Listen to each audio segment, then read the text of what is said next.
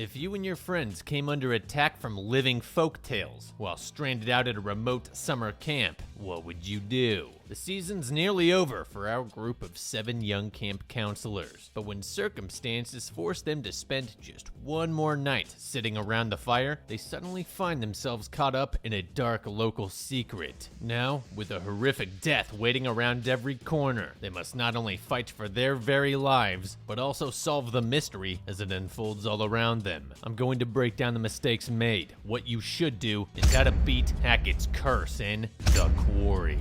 Okay, we're trying something a little different with this video. In case you don't know by now, The Quarry is a video game. Well, sort of. It's more of a series of quick-time events with a tiny sprinkling of third-person combat. Whatever you want to call it, we're gonna actually play through it and try to make the best decisions possible throughout the campaign, while also explaining how we could have done it even better using our special nerd powers. That's right, all gameplay footage you're about to see was captured using Martin's dinosauric inferior Xbox thing, so any screw-ups are 100% his fault. Honestly, same goes for this entire video. If it sucks, it was all his idea. Anyway, this is definitely a first for the channel, so if you want to see me cover more video games in the future, let me know down in the comments and maybe I'll try to find more that fit the channel. So, without further ado, let's see what's going on in The Quarry.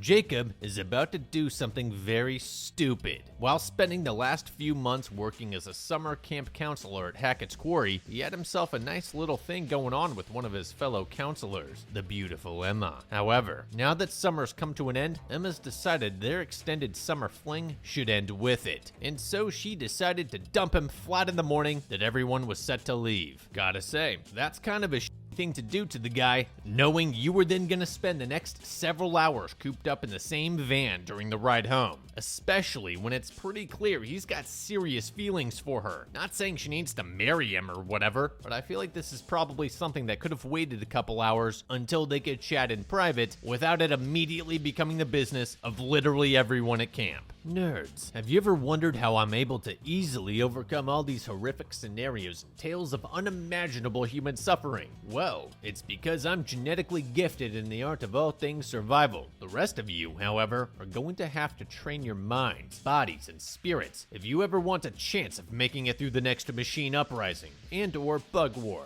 Lucky for you, today's video sponsor can help you out with at least one of those things in a major way. Of course, I'm talking about Brilliant. Brilliant is a unique learning platform that offers thousands of interactive lessons on a variety of complex subjects, ranging from math and data analysis to programming and AI. Their proven methodology enables you to cultivate and improve your understanding of these topics no matter where you are in your knowledge journey, be that beginner, smart, or an omniscient, god-brained turbo nerd like myself. Brilliant's hands-on approach to learning has been shown to be more than 6 times more effective than watching lecture videos, and that's because it fosters critical thinking skills through engaging problem-solving exercises, empowering you to do more with what you learn than programs based around memorization alone. Plus, with content designed by an award-winning team of researchers, teachers, and professionals from esteemed institutions and businesses such as MIT, Caltech, Duke, Microsoft, and Google, you can trust the materials and information you're working with to be insightful and accurate. By now, most of you probably think I do what I do because I love dunking all over harebrained movie protagonists and their equally harebrained decisions. And while that's certainly a perk of the job, the truth is I love learning about new things.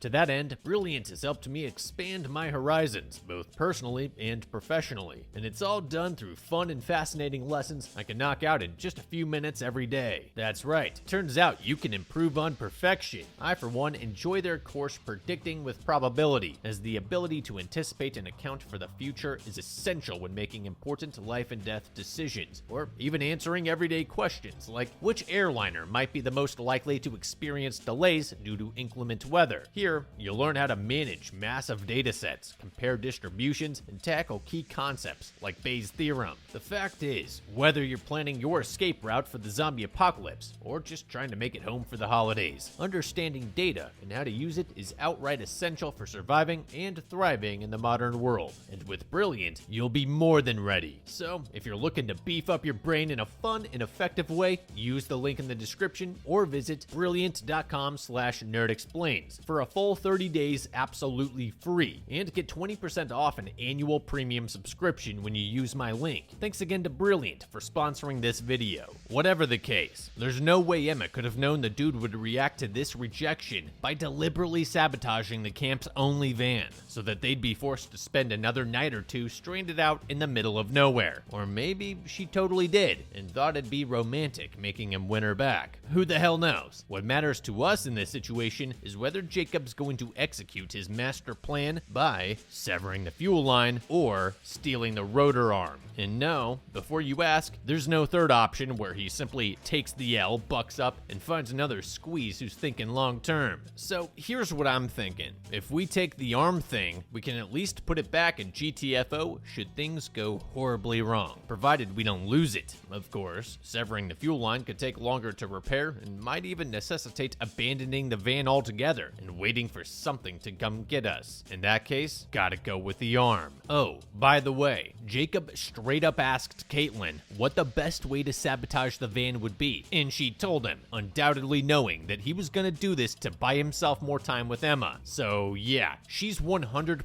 complicit in this mess as well. Just putting that out there. Anyway, Jacob sneaks away with the part and goes back to loading the van, and eventually everyone else shows up to get the show on the road. All they're missing now is the keys. In enters Chris Hackett, host of Hackett's Quarry Summer Camp, and it's clear that no one's more anxious to see the counselors leave than he is. However, this isn't your typical finally some peace and quiet type urgency. Dude seems to be seriously concerned about something coming up tonight, and whatever it is necessitates every last one of them clearing out pronto. Knowing this, you can probably imagine his reaction when he finally finds his keys only to discover that the van won't turn over. Spend one more night here. No! Let me think.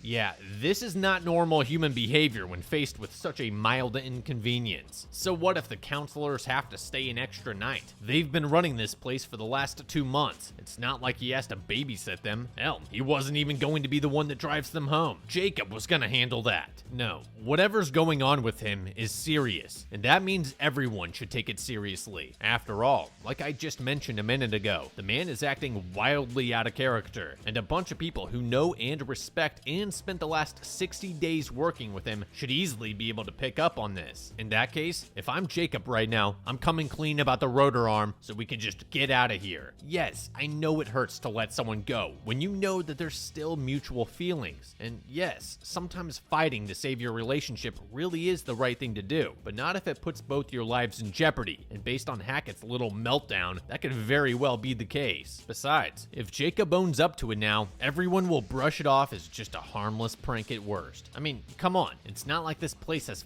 fire tornadoes or something. It's basically paradise. Literally no one aside from the boss is upset about the prospects of them spending another night out here. Not to mention the fact that he and Emma aren't the only ones with romance issues to work through. Abigail and Nick have been making googly eyes at each other all summer long. I'm sure they'd appreciate an opportunity to spend a little extra time together without a bunch of snot-nosed camper brats running around. All this is to say, no one's gonna burn him alive at the stake for what he did. No, he won't get his extra night with Emma, but he already admitted to Caitlin that it almost certainly won't work anyway. And hey, maybe she'll still appreciate his efforts. You really never know. Oh, and speaking of Caitlin, right now she should be absolutely kicking the crap out of Jacob to get him to fess up to this. Honestly, were I in her shoes, it might even be time to just call him out in front of the group if he's not willing to own up to what he did. But no, apparently everyone's just gonna pretend that there's nothing wrong with Mr. Hackett and forget all about his bizarre outbursts, especially now that he's finally accepted they aren't going anywhere and agreed to leave them at the camp for the night, albeit with some conditions. Lock the doors. No one in, no one out. Got it? Yeah, for sure, dude. Where do you keep the hard stuff? Seriously, though, Hackett's got to know that there's exactly zero chance of them obeying that command, unless he can put the absolute fear of God in them. So if he's not going to open up about what's got him so frazzled, he should at least make something up. You know, maybe tell them that the police are searching for a pack of escaped escaped Army psychiatric patients who somehow broke out of the metal boxes that they were kept in and began slaughtering unsuspecting campers at random. That'd do it. Ultimately, Hackett's warning only gets through to Ryan, and while he certainly tries convincing the others to lay low tonight, they're not about to let a prime opportunity like this go to waste. P-A-R-T, why the f not? Well, the man's got a point. Still, before we let our guards down completely, at least one of us should go up and use the landline in Hackett's office to make sure that there's at least someone back on planet Earth who knows what's going on and when we're expected to return, just in case something goes horribly wrong. Oh yeah, it's probably also worth mentioning that all the counselors have their phones, but there's no service up here, so they're basically just flashlights. As for Jacob's whole situation, everything seems to be going according to plan. Emma suspects nothing, and everyone's happy to stick around. So, since we probably don't have to worry about anyone wanting to leave, why not discreetly put the rotor arm back in the van so it's ready to go in case we need it? Besides, they spent all of 30 seconds troubleshooting and never actually diagnosed the issue. So, if it miraculously started up in the morning, I doubt anyone would be all that surprised. Getting back to the party, the gang splits up to gather supplies, with Jacob and Emma raiding the general store for booze and pretty much anything that they can get their hands on. Not sure why they'd expect to find a substantial amount of alcohol at a camp meant for kids, but maybe I'm just naive. And sure enough, Jacob uses his Fallout level lock-picking skills to break into the freezer, where they immediately find a 12-pack of cold ones. And that's not all. Oh, cool. A gun.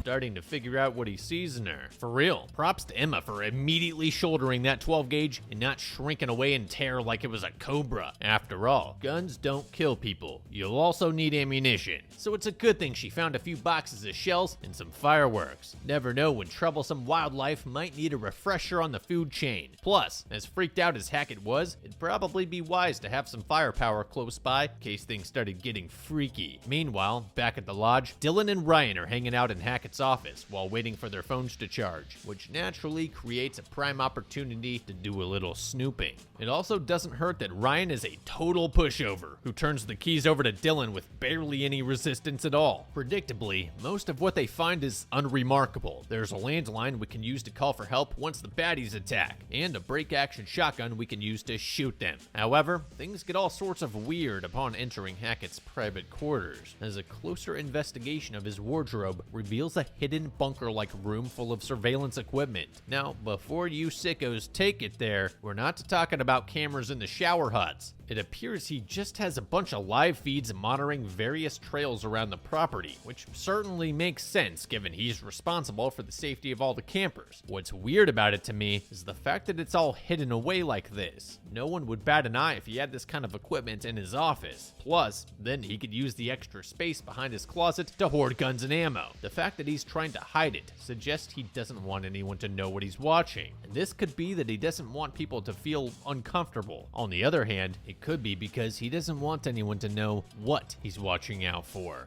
What was that? It's probably nothing.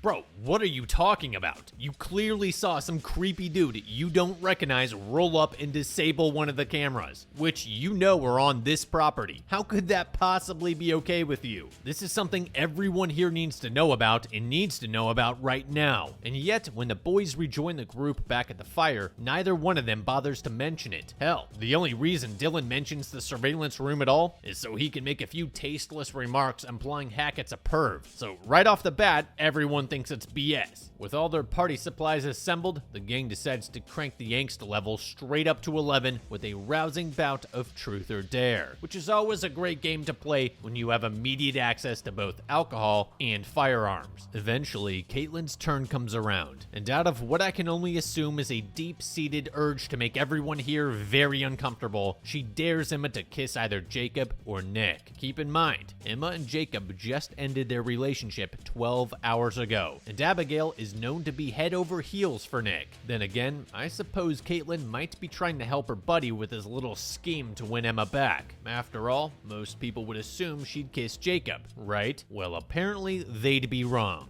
Thank you, Nick. He's good.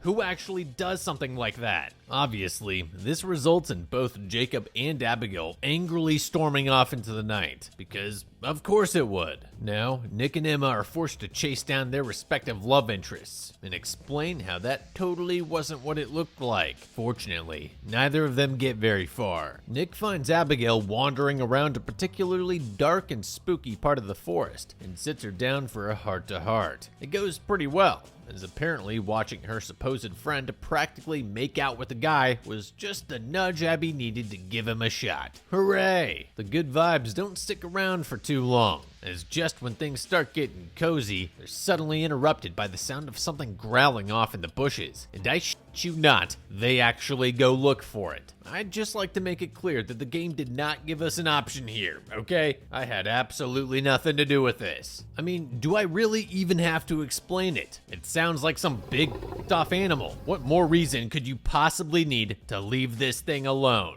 Besides, it's the middle of the night. Even if there is something there, you're probably not gonna get a good look at it before it scurries off into the darkness. And that's if you're lucky. Oh look, it's worse than you could have ever possibly imagined. Awesome. See, that's what happens when you ignore obvious signs of danger. Not to mention the fact Nick made everything worse by running off like that. Whatever the hell this thing is, it's clearly some kind of predator. And this was apparent even before the big reveal based on that god-awful noise it was making.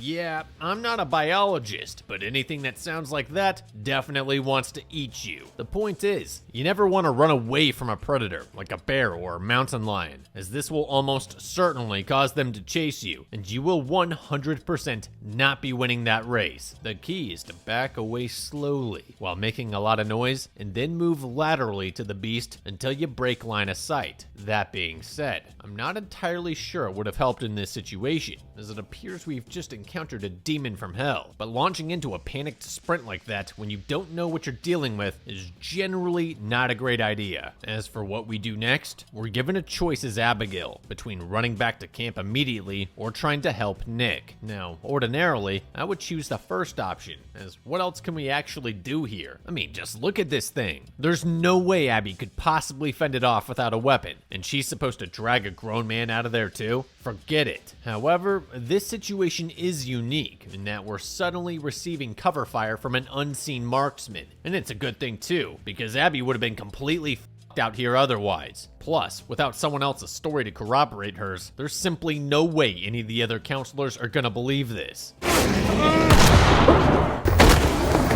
That is some clutch shooting. Unfortunately, the unseen marksman can only seem to wound the creature, and while it's enough to buy Abby a clean getaway, she has no other choice but to leave Nick behind. In fact, it's almost like that last choice didn't matter at all. Crazy. After breaking contact with the monster, we kept Abby running past the hiding spot in the log, as well as the climbable tree, as neither seemed like a good idea. We don't know what this thing is or what it's capable of, so our best chance of surviving is to create distance and get back to the others as quickly as possible. Hiding in the log would have almost certainly resulted in death if the creature sniffed us out, and as strong and agile as it is, I can't imagine a tree would be that much of an obstacle for it. Ultimately, we must have done something right, as Abby makes it back to the campfire totally unharmed. However, before we go any further, let's rewind the clock a bit and head across the camp to the boathouse, where we find Jacob and Emma hashing out their thing. Honestly, it goes about as well as it went for Abby and Nick. Emma decides she and Jacob are technically still on, since summer's technically not over, and they jump into the water to smooth things over with a little PG-13 skinny dipping. Unfortunately, before Jacob can seal the deal, he hears what sounds like Abby screaming, followed by gunshots. But just as he's about to spring into action, he realizes he accidentally knocked the van's rotor arm off the dock. Without hesitation, we opted to have Jacob dive back in and focus on finding the part, as we could easily wind up needing a quick getaway vehicle, especially if someone's been hurt. Of course, when our guy gets tangled up in the lengths lengths of barbed wire all over the place, we have him calmly untangle himself instead of recklessly pulling away, thereby allowing us to make it back up to the surface with the goods secured. As for Emma, apparently she neither heard nor saw any of what just went down and decided to swim out to the island in the middle of the quarry. This is going to be a serious problem for her here in a bit, especially because the game, once again, prevents us from making the objectively correct decision to have Jacob go in after her and warn her about the potential danger. Fact is, if there really is a threat out there, no one should be alone right now, and that works both ways. We need her to watch our back just as badly as she needs us to watch hers. Besides, if those gunshots are the reason that Abby's in trouble right now, there's pretty much nothing we can do to help her while we're running around in our underwear completely unarmed.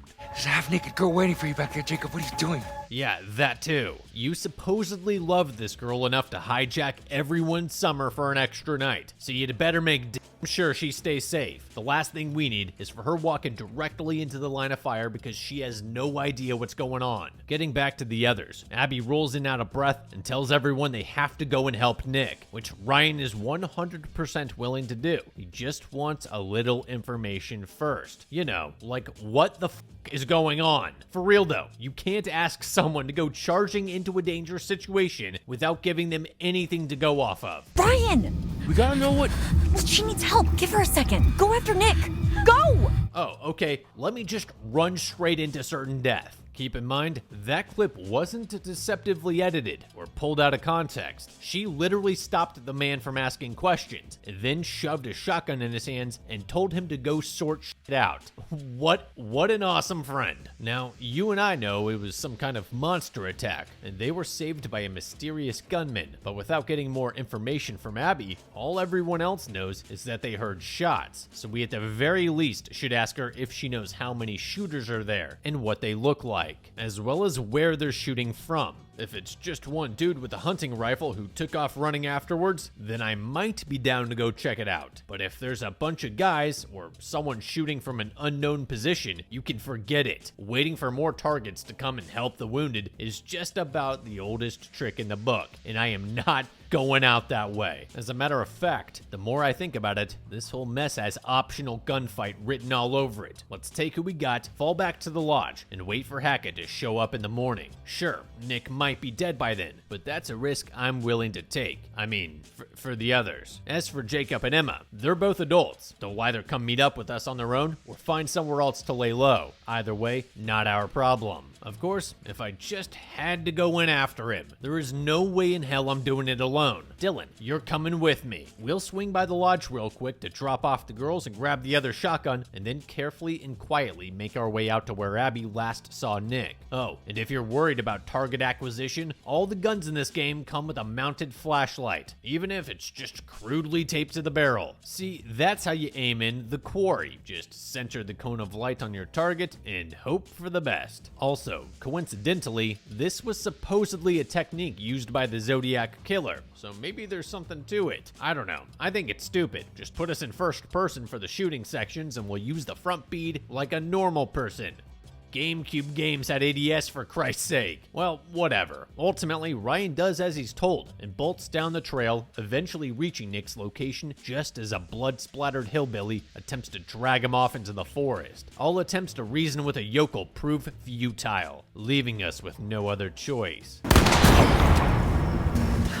Oh, okay. Didn't know Mr. X was in this one. Seriously though, I don't know if you could tell from the clip, but we aimed right for his face, and you could even see blood fly off in the very next shot. No way someone's walking away from something like that. Doesn't matter if it's nothing but number 8 shot in that piece. At that range, every pellet would have penetrated deep into the flesh, likely blinding him for life and requiring full-on facial reconstruction. And that's assuming it didn't kill him instantly. Point being, Big Country's gonna be horizontal after that. Period. As for Ryan's part in all this, it was an absolutely spotless self-defense shooting. Visibly armed man attempting to kidnap your critically injured friend does not respond to commands or warnings. Smoke is simple as. At any rate, Ryan carries Nick back to the campfire, where the others are still trying to piece together what exactly just went down. And right off the bat, the first question I gotta ask is, why are you guys still sitting out in the open right now? We've got monsters and invincible rednecks screwing around out there, and here you morons are, broadcasting your position to the entire world in the firelight while simultaneously ruining your night vision. Ronald McDonald could be watching you guys from the tree line with a field cannon, and you wouldn't have any idea. And sure enough, the gang stops cold when something starts rustling around in the nearby bushes. Fortunately for them, it's only Jacob this time. And fortunately for him, we didn't fire recklessly into the vegetation. That's because we here at Nerd Explains follow all the rules of firearm safety. Rule number 1, don't be cringe. Rule number 2, if you're gonna shoot me, you'd better kill me. And rule number 3, never waste ammo. And that's it. Alright, so Jacob explains what he's seen so far, including desiccated human bodies wrapped in barbed wire at the bottom of the lake. And everyone pretty much just rolls their eyes as though nothing crazy has happened at all tonight. The most important part of his spiel, however, is why he's got all that red crap on his face. Turns out he got snapped up in an over-engineered snare trap thing, but just when it looked like the crazy redneck from earlier was about to gut him like a deer, the strange man instead wound up cutting him free before slathering him up in whatever that is. Probably blood. Gotta say, it's a pretty far cry from the way he was just dragging Nick off for some deliverance action. Must like him lanky. Okay, jokes aside, there must be more to this guy than we realize. Guess we'll have to find out later. Also, it's worth mentioning that we had control over Jacob during that sequence and chose not to resist the guy who was helping us because he was helping us. Still, it would have been nice if he'd at least told us why he was dumping blood on our face. Otherwise, why wouldn't anyone just wash it off immediately? Tastes bad, don't it? It's for your own good. Yeah, we've all used that line before. Anyway, my guess is that it's meant to hide their scent, which would certainly explain why Bubba was covered head to toe in the stuff. And if that crazy snare trap thing wasn't meant for us, I can only imagine what he's trying to hide it from. Actually, I don't even have to imagine, because it's obviously that hellish man-bear pig that nearly tore Nick a new one. Unfortunately, Abigail still can't pull herself together long enough to describe what she saw out there. Not that anyone would actually believe Nick was attacked by a living creepypasta as opposed to a bear or mountain lion. So, yeah, basically no one has any idea what they're up against right now. Although, I will say, I've never heard of anyone using blood to mask their scent while hunting regular animals. Whatever the case, now that Jacob's put half the property between himself and Emma, he decides he needs to go out and find her again. And you know what? Fine. But first, please, for the love of God, tell everyone you have the missing part for the van so we can get that pile up and running ASAP. Yes, I'm sure you're gonna get all sorts of inconvenient questions like, why do you have that thing there, Jacob? I don't know, dude. It's like a really long story. And the correct answer to that is, go f a buzzard. I'll explain later. Actually, screw it. Might as well bite the bullet now and tell them about the sabotage. Of course, they're all gonna be furious in the moment, but the simple reality is that as foolish as Jacob's move was, there is no way in a million lifetimes he could have possibly known something like this was gonna happen. And once the others calm down, they'll almost certainly realize this as well. Or maybe they won't. Who cares? You literally never have to see any of these people again. Either way, once our wheels are back online, anyone who's ready to leave can load up and haul Nick to the nearest hospital. Or at the very least until they get enough cell reception to call in an ambulance. Oh yeah, quick side note here. I've probably said this on the channel 15 times already, but remember, you should always try texting for help when you have no service, just in case there's barely enough signal to get one through. It couldn't hurt to try. As for Emma, once the others are good to go, Jacob can take one of the shotguns and maybe a volunteer or two to go back for her. Or he could not do that and just ride out with everyone else. You know, provided they aren't off to the point of abandoning him. I mean, let's face it, bro. She's just not that into you. And besides, I'm sure she'll be fine. She seems like a tough chick, right? Well, we're about to find out. Back on the island, we catch Emma angrily monologuing over the fact that Jacob didn't join her for one last night of summer fun. However, she refuses to go back and find him because she doesn't want to come off as needy. If only she knew. But hey, she's already on the island, and as far as she knows, there's nothing out here actively trying to murder her and her friends. So what's the harm in filming a little video for the gram while she waits for Jacob to come to his senses? After a brief walk, this brings her to the giant treehouse structure where we're once again met with another decision. Do we snoop through the abandoned duffel bag for supplies, or just head up straight through the trapdoor and into the unknown? Honestly, this is less of a survival choice for me since Emma doesn't actually know she's in danger. But as far as the video game choices go, there's simply no way I'm moving on to a new area without completely scouring the place for anything I can possibly pick up. Call me whatever you want. My desire to progress through the story pales in comparison to my own greed. And besides, we might find another gun. People seem to be leaving them all over the place out here. And voila. No firearms, but we did find a can of bear mace and a stun gun, as well as some dry clothes. Obviously, the first two discoveries are the most exciting, but don't sleep on the wardrobe change. It might be summer, but hypothermia is still not out of the question. That said, Emma probably won't have to worry about cooling down anytime soon once she sees what's behind door number 2.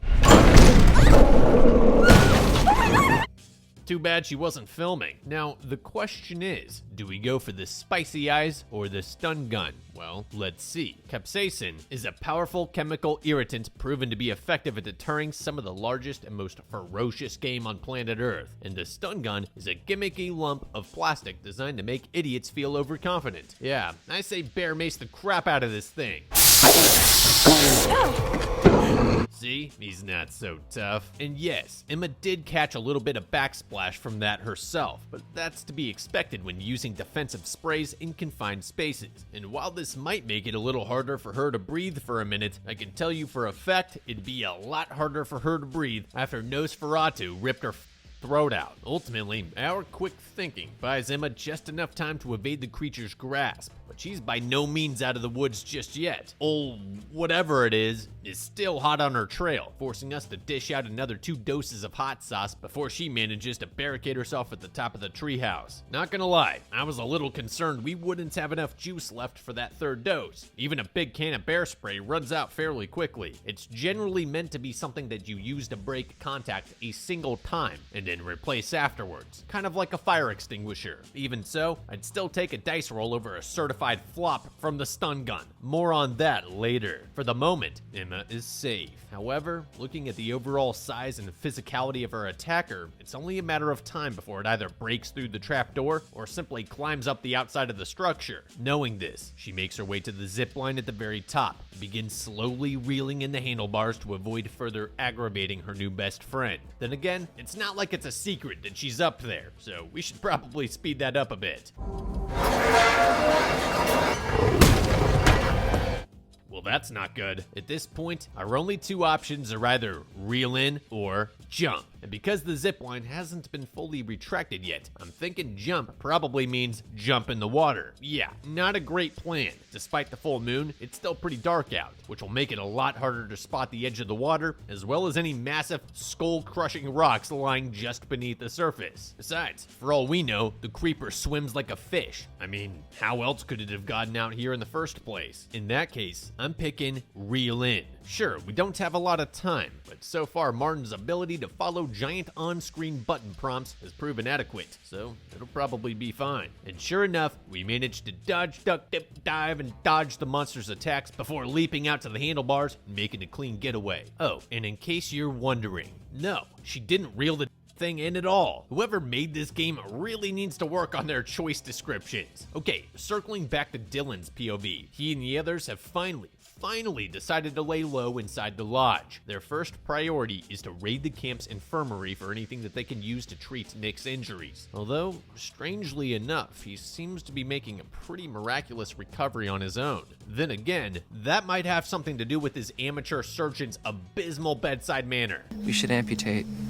We should cut it off before the infection spreads. I'll say, it's Dr. Jeff all over again. Now, don't get me wrong, infections are serious business, but so is sawing someone's leg off with rudimentary equipment and all of 0 medical training. Which do you think Nick's more likely to die from tonight? Yeah, that's what I thought. Of course, wild animal attacks are notoriously dirty, and it's not unheard of for sepsis to set in as little as 12 hours. So we'll want to do our best to thoroughly clean, disinfect, and bandage his wounds using whatever sterile supplies we have on hand. Additionally, it looks like Nick lost a considerable amount of blood during the attack, and while he doesn't appear to have any active bleeds, we should probably take steps to make sure he doesn't slip into shock. Out here, the best we could probably do is pile some blankets on him and keep his legs elevated to force more blood flow to the important parts of the body. Keep in mind, all of this is just meant to keep him stable long enough for us to get him proper care from actual professionals. To that end, Dylan and Ryan head into Hackett's office to call for help on the landline. Only there's a problem.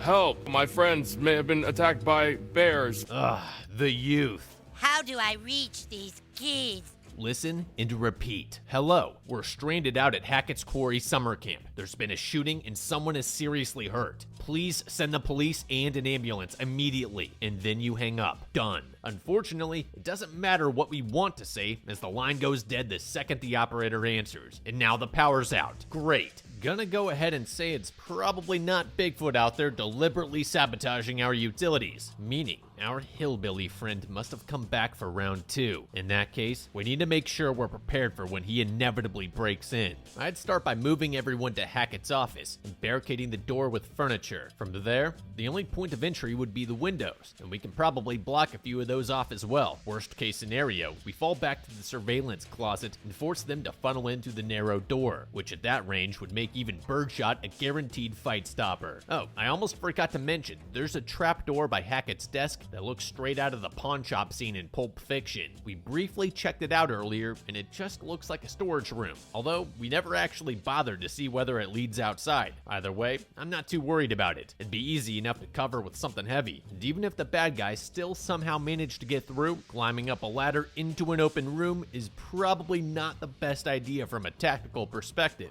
But no, it seems our intrepid band of counselors has decided that right now, when the bad guys could attack at literally any second, is the perfect time to divide both their firepower and manpower just to maybe have a chance at sending out an SOS from the camp's radio hut. Keep in mind, neither Ryan nor Dylan bothered to check whether Hackett's secret tracking room has any comms equipment that they could use without walking halfway across the quarry. Instead, they spent like 5 minutes arguing over which one of them is going to relinquish their shotgun to Caitlin so she can protect Nick and Abby, which shouldn't even be a discussion anyway, since no one should be going anywhere right now. Before he left, Hackett told them he'd be back first thing in the morning, and Nick's condition seems to have already improved dramatically somehow. This means all we have to do is batten down the hatches and hold our position until dawn. But we might not even have to wait that long. You see, although their call was cut short, Ryan did still manage to connect with 911 for at least a second or two, and since the call was made using a landline, the operator would have received their phone number and location details the instant it came through. This is why if you accidentally dial 911 from an office phone or something, you should always stay on the line to tell them it was a mistake. Otherwise, they're going to call back immediately, and if you ignore that, you'll 100% be receiving a visit from officers who will then proceed to slap you for wasting their time. Getting back to the story, Dylan and Ryan set out to find the Radio Shack armed with nothing but the double-barreled shotgun they found in Hackett's office. Not gonna lie, we probably shouldn't have had Dylan be so adamant about holding on to this thing, as we'd be much better served by the pump action in this situation. After all, Caitlin and friends are indoors, where it'll be easier to funnel enemies into kill zones, whereas we'll likely be forced to fire and maneuver after walking into an ambush. I don't know about you, but frantically reloading a break action while running at a dead sprint is not something I'd recommend unless you're the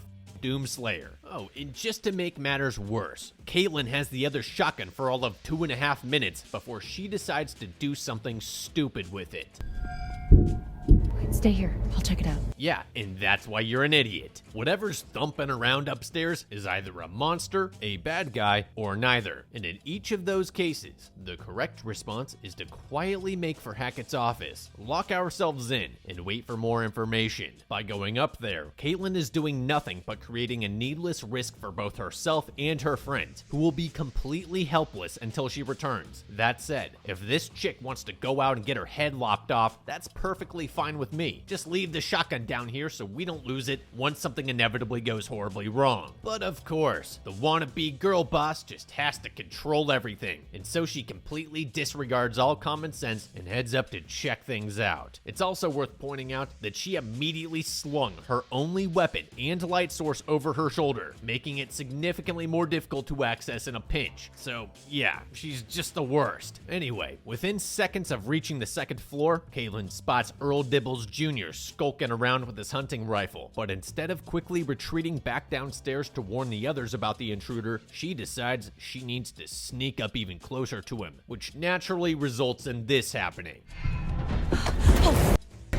Wow, what did I tell you? Hey, maybe if you kept your gun ready the whole time, you could have posted up and earholed this dirtbag the second he came around the corner. Again, clear-cut self-defense. Dude is visibly armed and has already attacked one of your friends. Just make sure to tell your lawyer to tell the police you shouted stop before punching a hole in his chest. Now, the only thing Caitlin can do is run like hell, but she should still make sure to scream "get away from me" as loud as possible so that Nick and Abby know to make a break for it. Instead, she simply leads the known threat actor straight back to them without any kind of heads up whatsoever, thereby creating just enough confusion for him to snatch up Abby as they go to escape. Lucky for her, Nick has seemingly made a full recovery, and it turns out he's a lot stronger than he looks. Well, don't just stand there, stomp his out. You literally watched firsthand as this dude shrugged off a shotgun blast earlier. You know good and god well he's just gonna get back up and keep coming after you the second you leave the room. What a terrible waste of random superpowers. And speaking of absolute wastes, we suddenly jump back to Ryan and Dylan, and so far their trip has been surprisingly uneventful, so much so that our dynamic duo decides to stop right out in the open and bullshit about nothing for over a solid minute. Jesus Christ. I was a little nervous, and I overcompensated by making a bunch of jokes. Oh, you like jokes, do ya? Well, here's one. What's red and bad for your teeth? A fire axe. Now shut the f up and get on with this. My god, you guys act like you aren't urgently trying to call for help after your friend was just viciously mauled out in the woods, which coincidentally wasn't all that far away from here. Okay, gotta remain calm. We've still got plenty of gameplay left to cover, and there's no way this is the dumbest thing anyone does all night. So yeah, eventually the boys make it inside the radio hut where Dylan breaks some pretty disappointing news about the equipment. Apparently the radio setup was only ever meant to broadcast locally. How locally, you ask? I think the range is about a mile. That doesn't seem like it's gonna help us much. Yeah, you know, it's almost like he should have mentioned this before we left two of our friends in the care of an imbecile and risked life and limb schlepping it all the way out here. Well, screw it. We came all this way, so we might as well give it a shot. After all, it's technically possible someone might be passing through the area with a radio tuned to the exact frequency they happen to be using, right? Yeah, probably not. Of course, even if there were someone around here capable of tuning in, it probably wouldn't make a difference anyway, because Dylan's SOS call comes off like something straight out of GTA radio. I won't bore you with the clip this time, but rest assured, there isn't a single person on planet Earth that's gonna hear this garbage and think it's genuine. I mean, the dude unironically uses the phrase "swarm of bears" to describe their situation. That alone should probably tell you all you need to know. So he's an idiot. However, in a bizarre twist of fate, it seems the distress call actually made it through to someone after all. Only, it's definitely not who they were hoping for. That's right, now the blood-basted good old boys know exactly where they are, and that's not even the worst of it. Yup, looks like it's gonna be one of those days. And just in time to put the cherry on top, here comes Caitlin and company to unwittingly place themselves directly in harm's way, because of course they would. Fortunately, the equipment in the radio hut also includes the camp's PA system, allowing Ryan to warn the others before it's too late. However, that doesn't exactly do him and Dylan any favors, quite the opposite actually, as it seems all the racket just sent Smeagol into sicko mode, and now it's on the roof. Awesome. So what to do now? Well, I'm sure as hell not about to start blowing holes through the ceiling like a cowboy and waste what little ammunition we might have brought with us. Honestly, the best I can come up with for this situation is to simply back away from any windows and stay quiet while we wait for the monster to make the next move. If we're lucky, the freak show will pop through the ceiling Jack Torrance style and we can blow its head off. Besides, there's always a chance, however small, that it is incredibly stupid, in which case it might forget we ever existed and go play in traffic. Wishful thinking, I know, but in a jam like this, I'd rather sit tight and let my enemy make a mistake than screw around and risk making one myself. As for our heroes, they don't have nearly enough of an attention span to play this one safe, although, credit where it's due, Dylan does come up with a pretty good plan. The way he sees it, a predator like this probably has much more sensitive hearing than we do, meaning they might be able to drive it away using a high-pitched feedback loop from the camp's PA system. The problem is it seems the creeper speaks English. As the second Dylan begins putting his plan into action, it rips the PA's power cord halfway through the ceiling. Without thinking, the radio man leaps up and snatches the end of the cable before it's gone for good. But in doing so, he pretty much shoves his whole hand into the creature's waiting mouth like it's a chicken wing. And you know what that means. Spreading, you have to cut it off! Cut it off! Long sleeve or short sleeve? Well, since you asked so nicely. No, for real though, that is a terrible idea. We are hours away from medical attention, and while a severed hand won't necessarily gush like it's Kill Bill, dude's gonna lose a lot of blood if we actually go through with this. And sure, improvising a tourniquet might help to some degree, but as urgent as he's making it out to be, there's no way we'll have enough time to rig up anything all that effective. Of course, this is all beside the fact that we have absolutely no idea what's going on, what that thing is, or even what's happening to Dylan's arm. I mean, for all we know, the monster's bite injected him with some kind of rapidly necrotizing venom, like that of a rattlesnake, in which case, it's way too late now. Dylan's circulatory system would have already started spreading that crap throughout his entire body within seconds of being bitten, hence why that whole suck out the poison routine you see in westerns is a load of garbage, and anyone who tells you different is either a fool or they're drop shipping those worthless snake bite kits on Amazon. But apparently, some people on the Nerd Explains team live in a world where the moon is made of cheese. That's right, Martin, I'm talking to you. Dude's clearly gone completely hysterical from the shock of almost getting yoinked like that. Why on God's green earth would you take literally anything he says seriously right now? Whatever. He says he panicked. I think he just wanted to see what would happen. Now the game wants us to decide whether we'll use the shotgun or the conveniently placed chainsaw on the nearby workbench. And yeah, I think the answer's obvious here. That is, unless they give us the option of blowing Dylan's dumb head off for bringing us out here in the first place. So yeah, here goes nothing. Boy, I can't wait to reap the consequences of this debacle. I'm sure at some point Dylan's gonna have to grab someone's hand to save them, but he can't because of you-know-what. The only good news here is that it seems the monster must have felt bad for him or something, because it pretty much just sat back and did nothing throughout the entire procedure, thereby lending Ryan just enough time to power up the PA and blow its eardrums out. So at least we got that problem solved. For now, anyway. But just when it looks like the fun might be over, things get cranked up to 11 once again with the sound of nearby gunshots, followed by the sight of some unknown eye patch chick running off into the night with a sawed-off shotgun. Now, given we have no idea who this person is, what her intentions might be, or what she might have been shooting at, I'd say the best response would be to carefully observe the direction in which she's traveling and then calmly walk the other way. But of course, Caitlin thinks we should follow her because slay queen. And since apparently no one thinks to question this, that's exactly what they do. Hush, Dylan, what is that?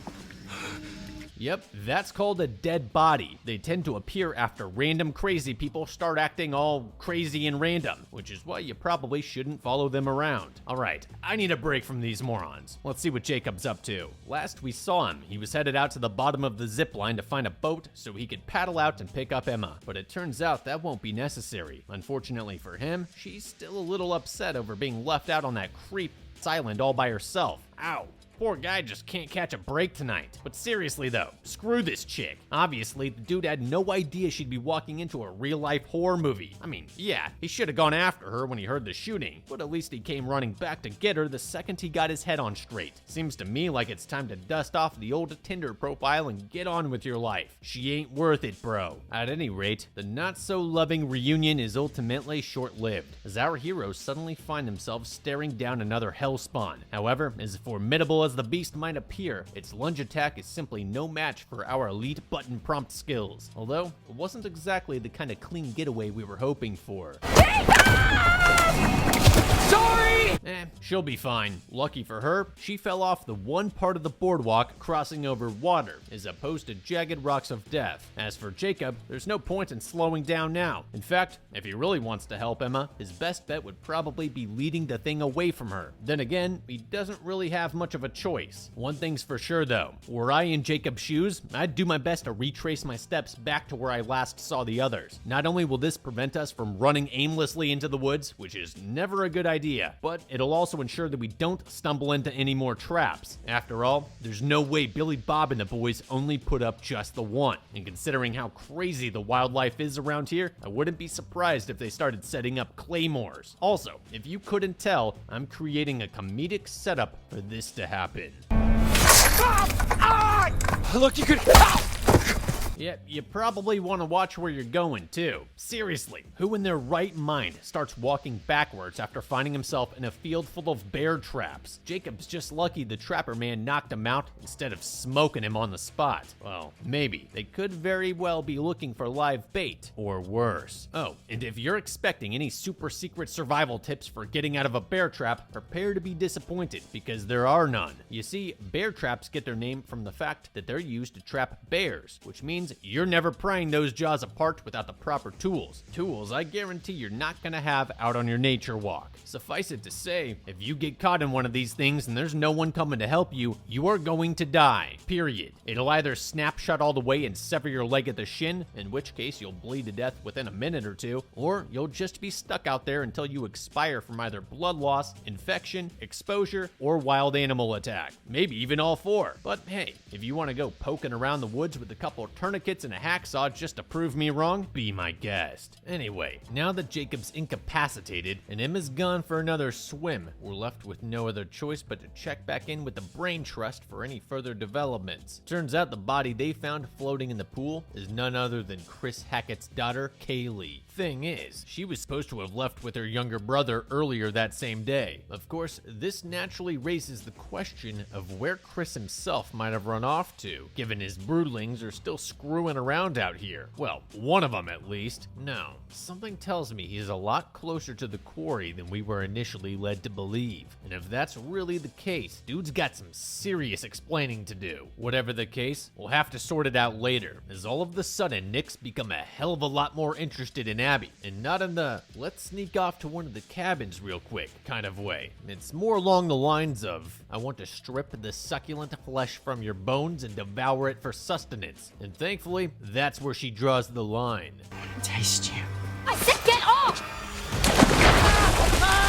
Dude, chill out. I'm sure she'll come around eventually. Okay, for real though, something is clearly wrong with this guy. After the attack, he was practically knocking on death's door. Then out of nowhere, he's choke slamming dudes twice his size like he's Omni-Man or something. And now this? Like, I get he might not like the idea of sloshing around a big old bowl of corpse stew, but the way he's flipping out like that comes off more like a wild animal dunked in a vat of acid than someone who's simply grossed out by bloody pool water. Realizing this, the gang decides to post up in the nearby pool house while Nick gets his together, during which time Caitlin reveals something extremely strange she noticed about his injuries, or lack thereof. Apparently, despite all the blood and ripped up clothing, she couldn't find so much as a single scratch anywhere on his body. So, yeah, I guess he's just a big baby. Alright, obviously I'm joking here, but what exactly is the alternative? He suddenly contracted a highly aggressive virus unknown to medical science that instantaneously heals all wounds and grants the infected superhuman strength.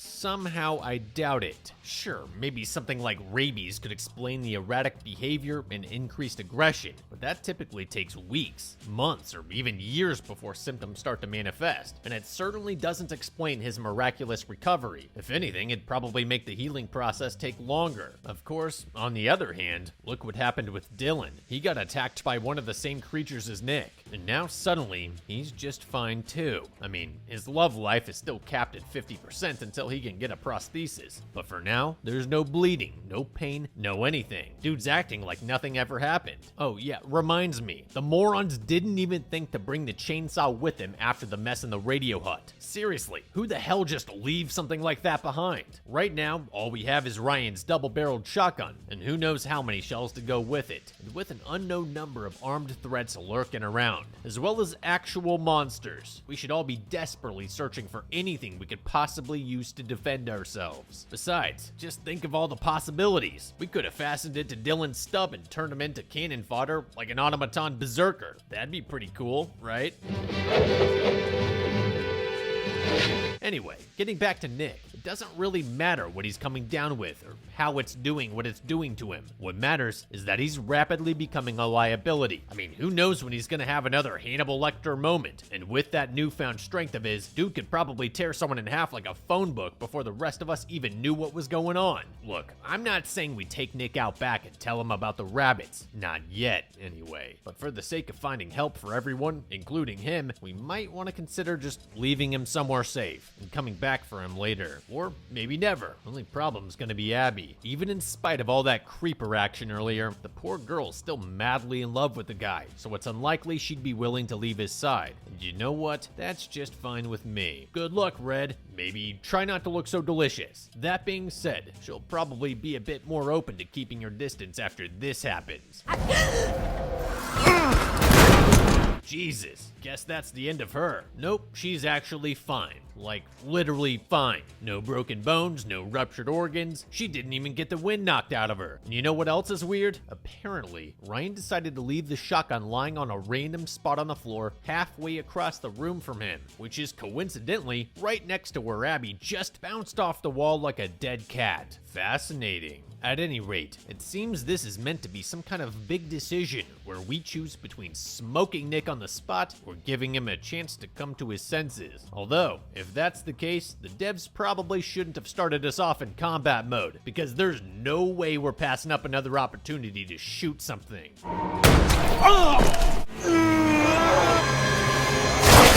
Huh, wasn't expecting that, but at least we know where the creatures came from. They're people, or they were anyway. Whatever the case, we've clearly crossed over into some bat crazy paranormal type stuff that defies all scientific knowledge. So that's probably bad, especially since that shotgun did literally nothing besides piss them off. Although I guess it did drive them away, which means they can probably still feel pain. If it bleeds, we can kill it. And that is excellent. And speaking of pain, it seems Emma's finally dragged herself out of the water just in time for it to start pouring rain. Lucky for her, the campfire from earlier is still roaring, despite no one having fed it for about an hour at this point. Still, she's definitely going to want to find actual shelter ASAP, not only to get out of the cold, wet environment, but also because there's creatures crawling all over the place, and she's fresh out of firepower. Apparently, she used up the last of the bear mace during her encounter in the treehouse. And as for that stun gun she found, it seems the hunk of junk didn't like getting wet. Good riddance, I say. The best part about those things is that they fit neatly into a trash can, which is where they belong. Oh, but nerd, you say? Surely a small handheld shocking device is better than a fist, right? And to that, I say, no, it is not. You're probably thinking that they work like a taser, where sufficient prong dispersion on the target can cause neuromuscular incapacitation, but this is simply not the case. Stun guns like the one that Emma found are nothing more than a simple pain compliance weapon, and they're barely even serviceable as that. I've been to parties where dudes have stood around zapping each other with those things for fun and laughed while being shocked. Granted, they were drunk at the time, but a motivated attacker with his adrenaline pumping is probably not even gonna notice it while he's busy burying his thumbs into your eye sockets. This brings me to point number 2 of why these things suck. You have to maintain direct physical contact with your attacker in order to use it effectively, meaning the whole time you'll be well within range for him to stab, grab, punch, kick, or otherwise throttle you, and that's assuming you can even get close enough to use it at all. Oh, but knives require you to get up close and personal, and you carry more of those than credit cards. Yeah, but with a knife, you can quickly slash at an opponent's artery and then retreat to a safe distance while they get really, really tired. Hell, even your fists will impart lasting physical injury on someone if you strike them in the right place. And plus, each moment of contact only lasts a fraction of a second, after which you can maneuver around them or deliver follow-up blows to other vulnerable areas. And no, it's not a good tool for someone who doesn't know how to fight, because if they don't know how to throw a punch, then they sure as hell won't know how to deploy that thing in a way that doesn't get them immediately nailed. Just about the only use case I can see for these things is making that scary zapping noise to frighten off some handsy drunk outside the bar, but you can bet your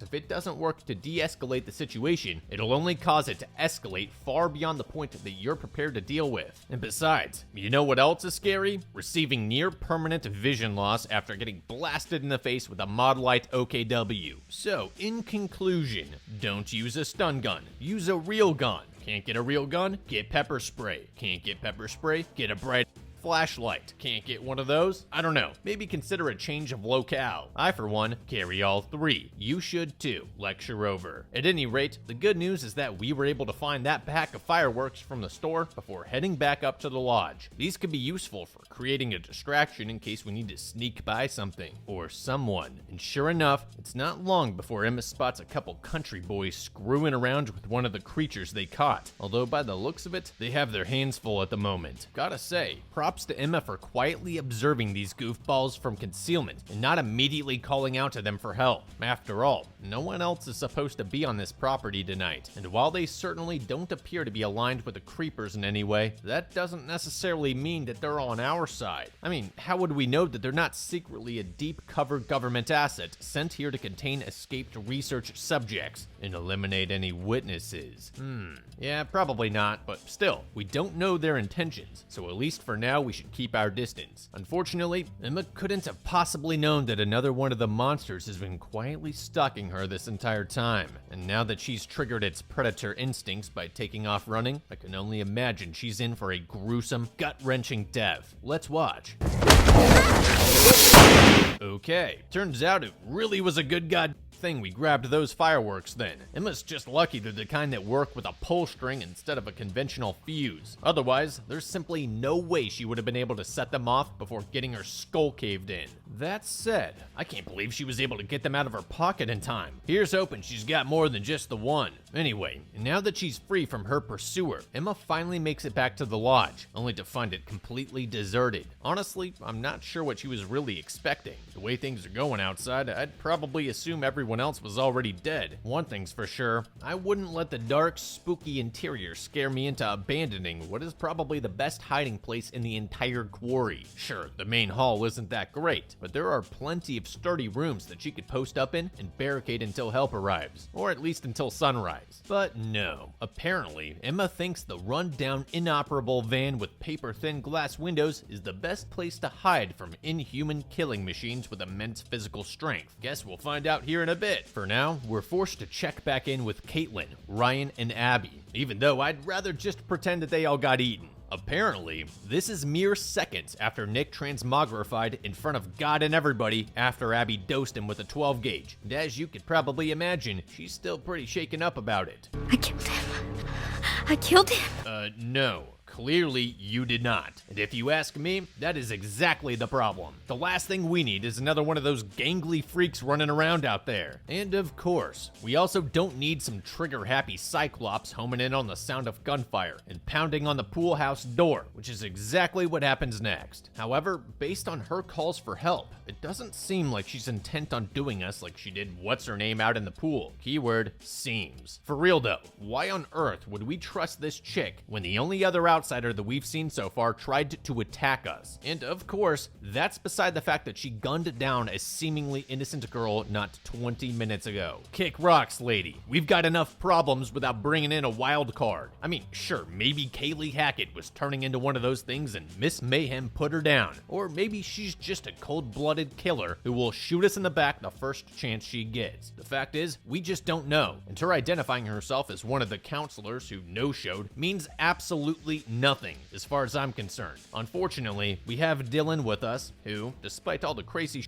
we've been through tonight, is completely disarmed the second he hears her name. Yeah, she's dangerous. Whatever, man. You're not in charge. Oh, and you are? I say we butt stroke this moron before he gets us all killed. But of course, this would require Ryan to not be such a complete and utter pushover literally all the time. So I guess we're just gonna let this happen. That being said, there is a way we could have compromised on this issue without leaving ourselves wide open for attack. Instead of simply swinging the door open and risking a load of buckshot to the face, we should have had Ryan back off behind a nearby corner and cover the door while Dylan unlocked it. We would then instruct the stranger to slowly open it herself and toss her weapon on the floor, at which point she would enter with her hands up or catch another hole in her head. Simple as that. Getting back to our heroes, it is here that they meet Laura Kearney, and boy, does she have a story for them. It all started 2 months ago, the night before camp opened. Laura and her boyfriend Max were driving up early for reasons I never cared to explore, when out of nowhere, something jumped out in front of them, causing Max to panic and swerve off the road. Not gonna lie, I would have just hit it. Jerking the wheel like that is exactly how you wind up rolling over and crushing the cab, especially in an SUV. Luckily, this time around, they just plowed through a wooden fence and down a nearby hill without getting so much as whiplash. Their vehicle, on the other hand, seems to be another story. According to Max, that wild ride through the woods really jacked it up. I mean, it looks just fine to me, but whatever. It's his car, so maybe he knows something I don't. Either way, the most troubling part about this ordeal is what they almost hit. Laura seems to think it was a person, although,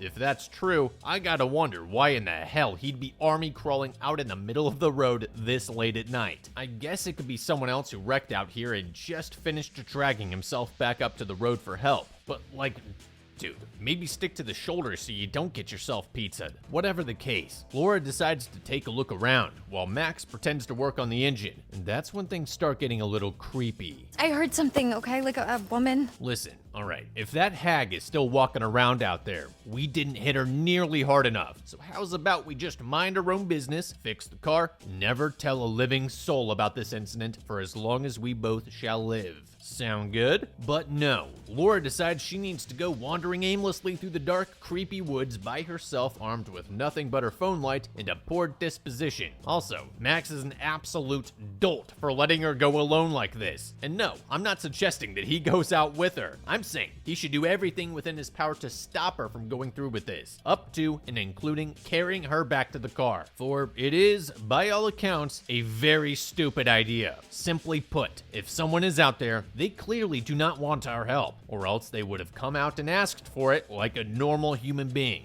And if she's thinking they're too incapacitated to do that, well, okay, come on. We all clearly saw the freaky old bat skulking between the trees earlier, and there is no way Laura did not see her as well. Whoever, or whatever she is, I'm sure she's doing just fine. Let's leave. Fortunately for everybody involved, Laura doesn't make it all that far before the trees start speaking English.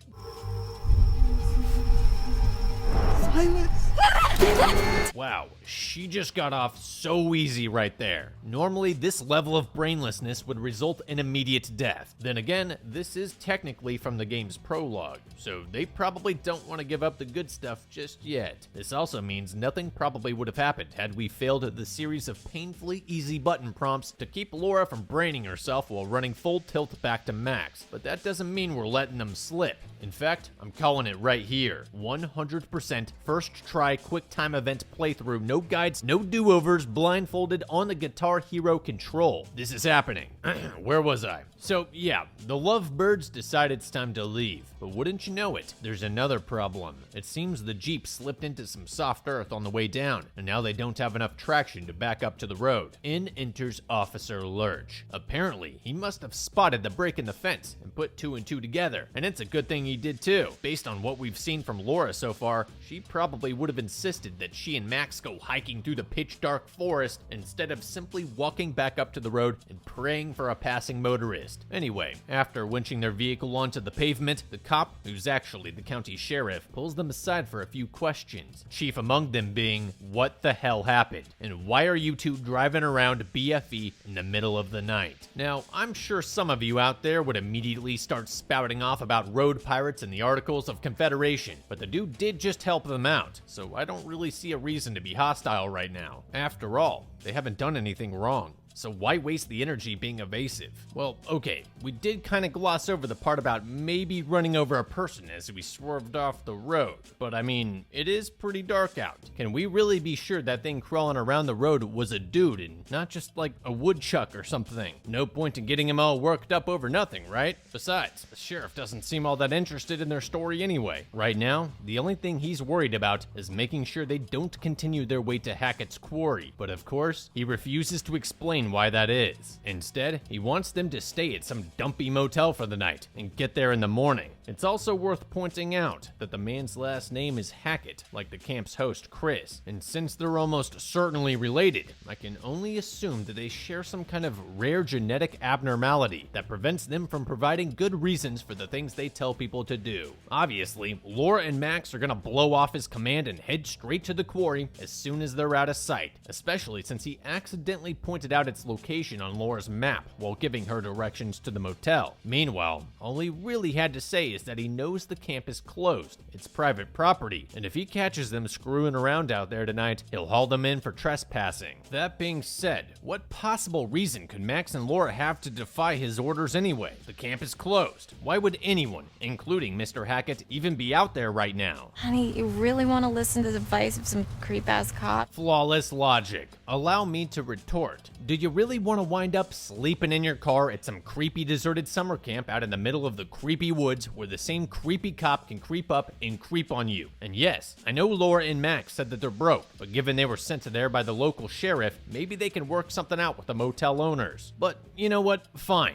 They've come all this way. Might as well swing by on the off chance someone's out there. Then, once they're finished standing outside the empty lodge like a-holes for a few minutes, they can slink on over to the motel and try again in the morning. Ultimately, this is exactly what they do. Well, almost. They stop just short of leaving for the motel because, naturally, Laura wants to have a look around. You know, just in case Mr. Hackett's hiding in the basement to avoid dealing with any overzealous counselors who showed up before they were supposed to. Although, if you ask me, the reason she's so bound and determined to make this work is because this whole debacle is entirely her fault to begin with. Did you actually even talk to Mr. Hackett, or did you just leave a message? Well, what's the difference? This is the difference. Well, if he did check his voicemail, he would have called you back and told you not to come, wouldn't he? Jesus, that's like a toss-up between this chick and Caitlin for the title of the most insufferable camp counselor. Although, I'm sure we'll have plenty more contenders by the time this is all over. At any rate, just when it looks like they might actually come to their senses and get back on the road, Laura spots what appears to be someone locked in the lodge's storm bunker thing. Only, just like the old lady in the forest, whoever it is clearly wants nothing to do with her. Man, don't you hate it when all the people you're trying to help completely ignore you and actively try to get away from you? It's almost like they don't want and or need your help at all and just want to be left the hell alone. I mean, for all she knows, Mr. Hackett forged the wrong kind of mushrooms and locked himself down there to sweat it out before the counselor showed up. Whatever the case, Laura's savior complex simply can't bear the thought of not getting directly involved, and so she calls for Max to grab some tools that they can use to break the lock. So yeah, here's an idea. How about before we commit to breaking and entering and potentially thrusting ourselves directly into the middle of some kind of human trafficking ring, why don't we simply get back in the car, drive until we regain cell phone service, and dial 911 to let the professionals handle this. Whatever's going on here, this is not your typical Timmy fell down the well type of situation. If there's someone trapped in that thing, it is 100% because someone else trapped them in there. Probably the same person who drives that random other vehicle sitting out in the parking lot. In that case, I highly doubt either Max or Laura is properly equipped to deal with potentially armed kidnappers should some kind of violent encounter occur. Now, that being said, I still chose to have her use the hammer to smash the lock instead of quietly popping it with the wrenches, as from my perspective, whatever she saw down there did not look human, or at least not completely. In fact, it kind of resembled one of those creepy crawlies from The Descent, which itself is another story where some dumb gets her and her friends into serious trouble because she neglected to properly inform them about what they were walking into. The point being, I wanted to make sure the character I was in direct control over had something she could at least try to use to protect herself once things inevitably went horribly wrong. I mean, I guess that's kind of cheating the Nerd Explains format a bit, but Whatever, I'll do what I want. it's my show. This is happening. So once down in the bunker, Laura begins searching for any sign of whatever it is she thinks she's looking for, while Max sits by the exit and waits for her to come to her senses. Good luck with that one. Chick literally walks up on a blood-stained dog collar beside a freshly munched human ribcage and barely blinks. I mean, if that's not enough to send her sprinting the hell out of that pit, I don't know what is. Then again, maybe she was just holding out for something like this.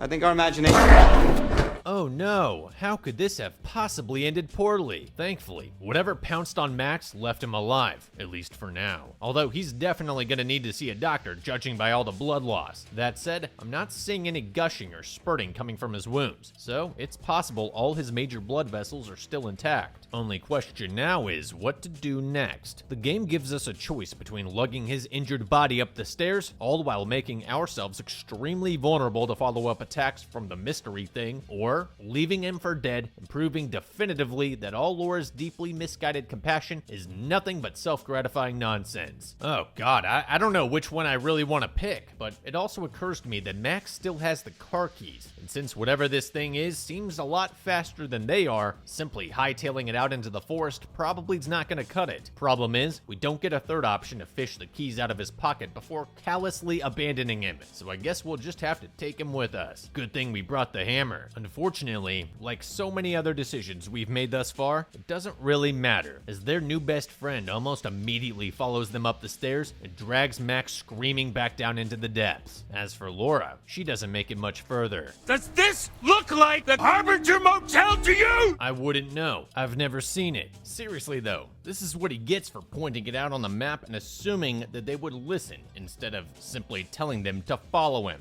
Anyway, if it wasn't obvious enough by the fact that he just jabbed our girl in the neck with a tranquilizer needle, we come to find out Sheriff Hackett's heavily involved in whatever's going on here. As future Laura goes on to explain, the shifty lawman hauls them both back to the station where he keeps them locked up for nearly 2 months. Keep in mind, he never bothered taking Max in for medical attention either, although, strangely enough, dude seemed to make a full recovery less than 24 hours after the incident. Gee, I wonder what that's all about. False imprisonment aside, it could always get worse. Hackett never even tried torturing them once during their interrogation, and he always made sure to provide regular access to both food and water, as well as hot showers and freshly laundered clothing. I mean, how exactly is that any worse than being at summer camp? But of course, some people just can't appreciate anything, and sure enough, it's not long before Max and Laura begin noodling on an escape plan. To that end, they come up with 2 possible courses of action. They can either try to get on his good side in the hopes that he'll soften up and let them go, or wait until he lets his guard down and swiftly beat his ass to death. Both of these are, of course, ignoring the fact that the only way they're likely to get the drop on him in the first place is by gaining his trust. So, a hybrid approach really is the best option here. After all, you can't stab someone in the back if they won't turn around. Not easily, at least. For this reason, we decided to go with option A. Not that it probably even matters what choice we went with anyway. Still, whatever our heroes intend to do, they'd better start working on it fast. Something's clearly wrong with Max, and if his hypothesis about this whole situation's correct, it could rapidly wind up becoming a major problem for the both of them. I'm just saying, you know, maybe it was a werewolf.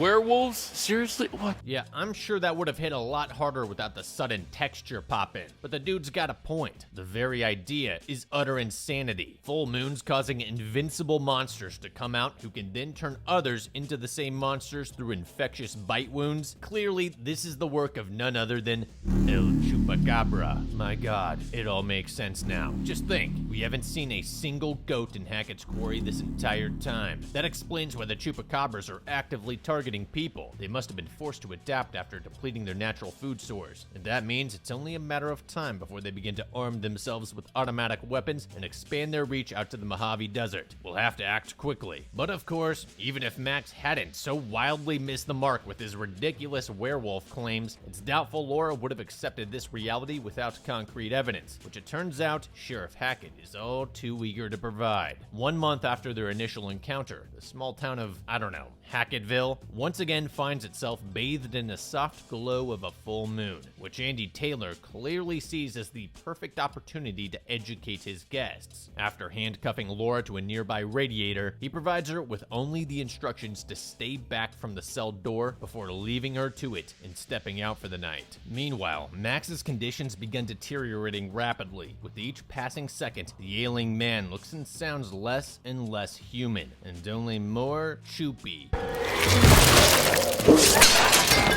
Well, he did warn her to stay back. The good news is that the ferocious attack broke the one flimsy pipe keeping Laura in place, allowing her to quickly scamper off to the nearest bathroom and assess the damage done. Yeah, something tells me a little antiseptic gauze and ibuprofen's not gonna cut it. Although on the positive side, now Hackett's gonna have to take her in for treatment, or else she'll almost certainly die of infection. Then again, given he's kept her locked up without cause for weeks at this point, treatment may amount to little more than a nice wall to stare at while he loads his shotgun. Whatever the case, Laura's little near-death experience also comes with the added benefit of letting her explore the rest of the building, because apparently it never occurred to Hackett that she might find a way to break free from her meager restraints while there was literally no one around to stop her. Unfortunately, the station itself must have been built by the third little pig, as the entire ground floor is nothing but solid brick from floor to ceiling, without so much as a single window she could bust out to make her escape. The same can't be said for the second floor, however.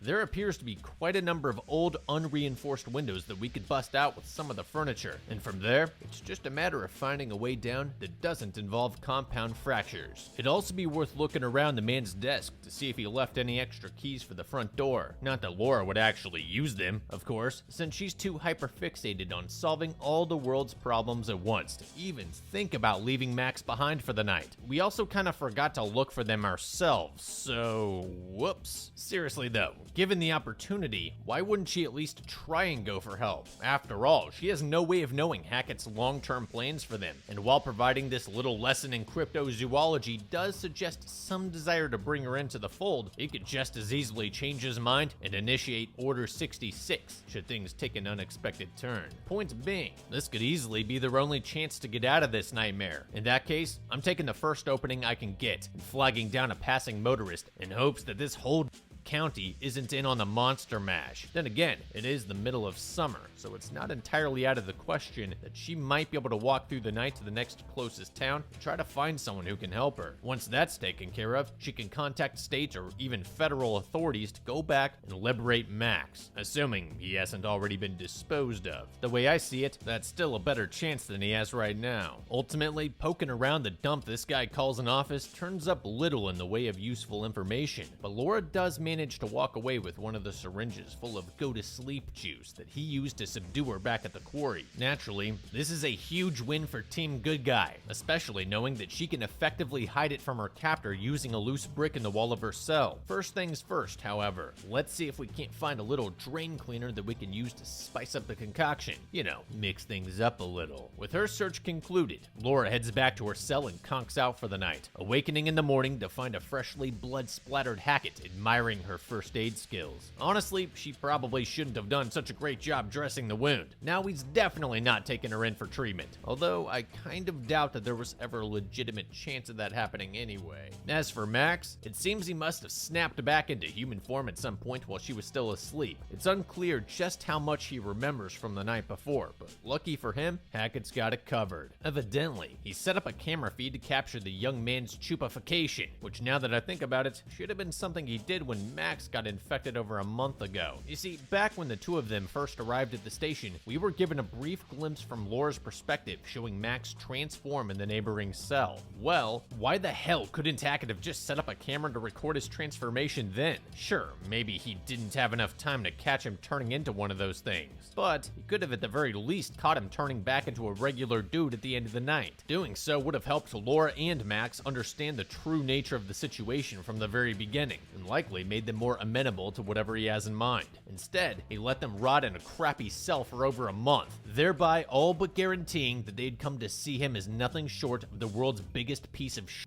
while being left to wonder what on earth was going on. Dude seriously wasted an entire month of everyone's time for no discernible benefit. And before you say they might assume the footage is fake, do you honestly think a small town sheriff's office would possess both the means and the resources to create a 100% lifelike 3D rendering of a whole chupacabra bursting out of a man's chest in a single night? Huh, well, actually, they might be dumb enough to believe that. Either way, it was stupid of Hackett not to at least give it a try, is what I'm getting at here. And apparently, the man hasn't gotten any smarter since, as right after handing off the iPad, the very next thing he does is sit down with his back against Laura's cell to drown his woes in brown liquor. Now, some of you might be thinking this would be an excellent chance to nail him with a knockout needle and go for his keys, but unfortunately, Laura didn't think to stash it on her person somewhere after the pat-down. That said, even if she were able to deploy it effectively in this situation, there's a significant chance Hackett would pull away after feeling the injection, or even simply lump forward and clonk out with the keys slightly out of reach. Like it or not, we've only got one shot at this, and you'd better believe that any amount of goodwill that they built up with this guy will be completely obliterated by the time he wakes up. And as for making a move on the man's service pistol and sorting things out the hard way, we'd run into the same problem of him getting too far away before we can put him down, at which point we'd be stuck in here until question mark, or worse, until someone on his side shows up to check on him and decides to get a little payback. There's also the fact that most police officers carry their sidearms in retention holsters, designed to make it difficult for an untrained person to draw from an off angle, like right behind them. I can't quite tell what kind of holster Hackett's running right now, but given the circumstances, it'd probably be better to err on the side of caution.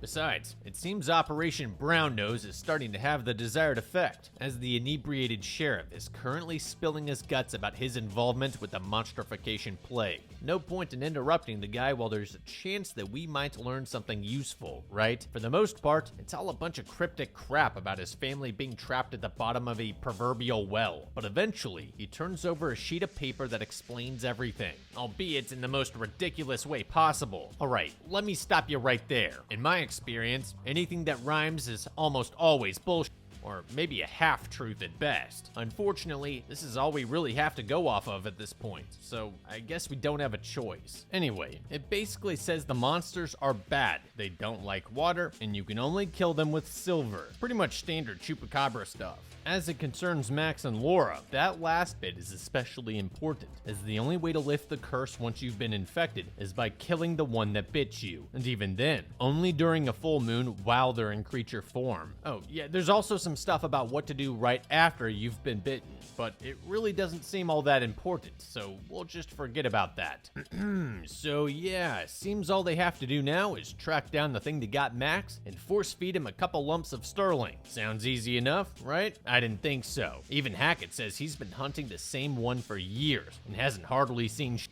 Then again, dude's probably a moron like everyone else we've run into so far, so that might have something to do with it. Case in point, he believes first-year animal science student Laura is somehow the key to ending this debacle. What he really needs is someone with proper manhunting experience. After all, the easiest way to handle this by far would be to find the OG Chup while he's still in human form and then keep him locked up until the next full moon. At that point, it'd be like shooting fish in a barrel. As for Max and Laura, their goals might be similar to Hackett's, but are not necessarily the same. I mean, for starters, they don't even know for sure whether the one that bit Max is the same one that he's looking for. By the sound of it, Hackett's got at least a few family members tangled up in this mess, so I wouldn't be surprised if he's covering up the fact that it was actually one of them that roped our heroes into this. And sure enough, later that night, the sheriff receives a visit from Chris, who proceeds to make it quite clear that he was the one that they ran into under the lodge that night. Not sure why they would be loudly discussing this matter within earshot of the captives, but it's a good thing they did. Not for Chris, though. With their target identified, the couple resolves to put their plan into action. And to their credit, it's actually a pretty good one. Granted, yes, faking illness to get the guard into your cell is just about the oldest trick in the book, but in most cases, the ambusher hadn't spent multiple consecutive weeks earning their captor's trust leading up to that point. Furthermore, Hackett has expressed a sincere interest in keeping Laura alive for the purposes of helping his family, so it makes sense that he'd be concerned if she suddenly fell gravely ill. You know, say, from a serious infection related to her untreated monster injuries. All that's left to do now is spring the attack.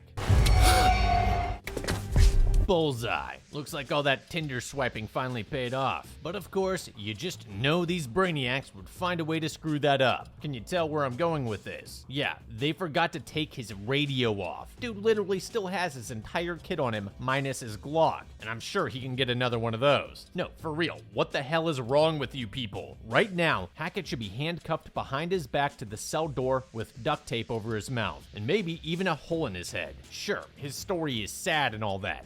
Boo-hoo. The man kept us locked up in here for 2 months. No way I'm letting that slide. Well, whatever. At least they had the foresight to look around the office for some silver bullets before charging straight into the quarry with only a single mag's worth of unverified ammunition. Luckily, Hackett seemingly just finished hand-loading a batch of silver buckshot ahead of tonight's full moon. Although, we should definitely cut into one of those shells to make sure before we trust our lives to the stuff. Now we just need to find a shotgun. And no, I'm not talking about that sawed-off, side-by-side piece of garbage he left lying on the bench. I mean a real one, preferably a tube-fed autoloader with a redundant pump-action system, such as the Benelli M3, just in case the hand loads can't reliably cycle the action. Surely the county sheriff has to have something better than this little goblin lying around. Like, I guess it could make sense for a passable backup in case our primary goes down. But if we're going up against a stupid, strong, goat-sucking super beast like Max turned into last month, I'd want something with a stock, sights, and a decent barrel length that I could use to reliably perforate him from further away. Also, and I don't know who needs to hear this, but apparently there's some bass-ackwards FUD lore floating around about shotguns somehow becoming more powerful after you cut them down. And that's not how it works. To a point, the longer the barrel length of any firearm, the more pressure can build up behind the projectile. More pressure means more velocity, which means more power. Something this short would still be plenty lethal, don't get me wrong, but a piece with a standard barrel length is still gonna hit a bit harder, period. Now, spread, on the other hand, is a slightly different story. Sawing a shotgun down below any choke features on the barrel will effectively turn it into a cylinder bore, thereby offering a wider shot pattern than you'd otherwise get if the default configuration used something tighter. That said, you'd only need to trim off the last few inches or so. And besides, cylinder bore is what you're gonna find on your typical police or home defense shotgun anyway, so it's not like Hackett was whipping up a wonder weapon here. But hey, beggars choosers, right? Maybe the dude sold off all his good stuff to load up on silver shot and sleepy sauce. Who knows? It's far from the worst firearms-related decision that we'll be seeing here tonight. Well, I guess I won't be needing this anymore.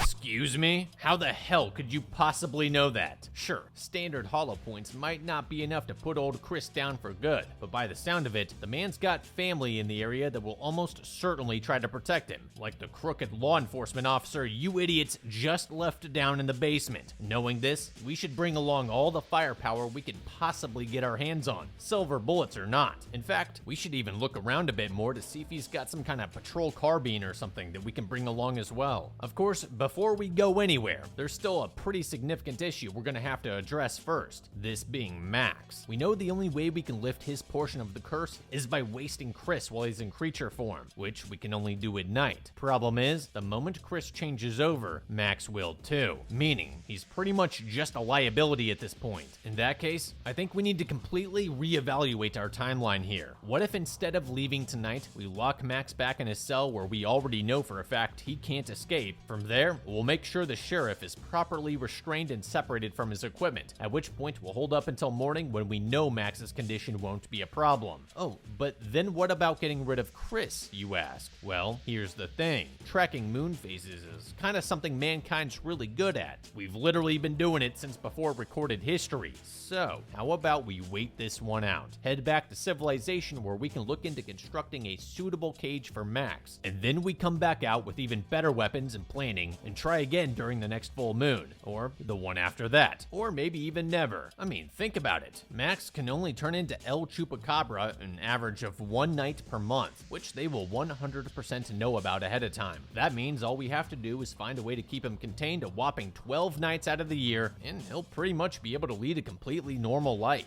Plus, if the whole silver bullet thing also applies while he's in human form, the dude will basically have superpowers. It's a win-win. And yes, I understand what we consider to be a full moon can last days, but in this situation, it seems to only be the first day of the phase that causes transformation. Whatever the case, if keeping the dark secret under wraps proves too difficult to manage over time, it would be beyond easy to present irrefutable irrefutable evidence of his curse to the entire world, which will almost certainly result in him being studied and potentially treated by some of the best scientific minds in existence, or at the very least, an extermination squad being sent out to the quarry. Still, maybe there's a way to cure it without killing anybody. We can't know unless we try. And besides, the people who put all that crap in the poem probably still thought diseases was caused by evil spirits, so it's not like they could have accounted for everything. No, it's not a completely foolproof plan, but I gotta say, it's better than blindly driving out to Hackett's quarry and running around blasting anything that moves. And furthermore, Laura's plan to keep Max on the island because it's surrounded by fresh water is hardly what I'd call containment. Just ask Emma, or better yet, just ask Laura. Turns out after she smoked who she thought was Chris out by the pool, she recklessly went back out to the island to look for Max while it was still dark out, and you'll never guess what happened next.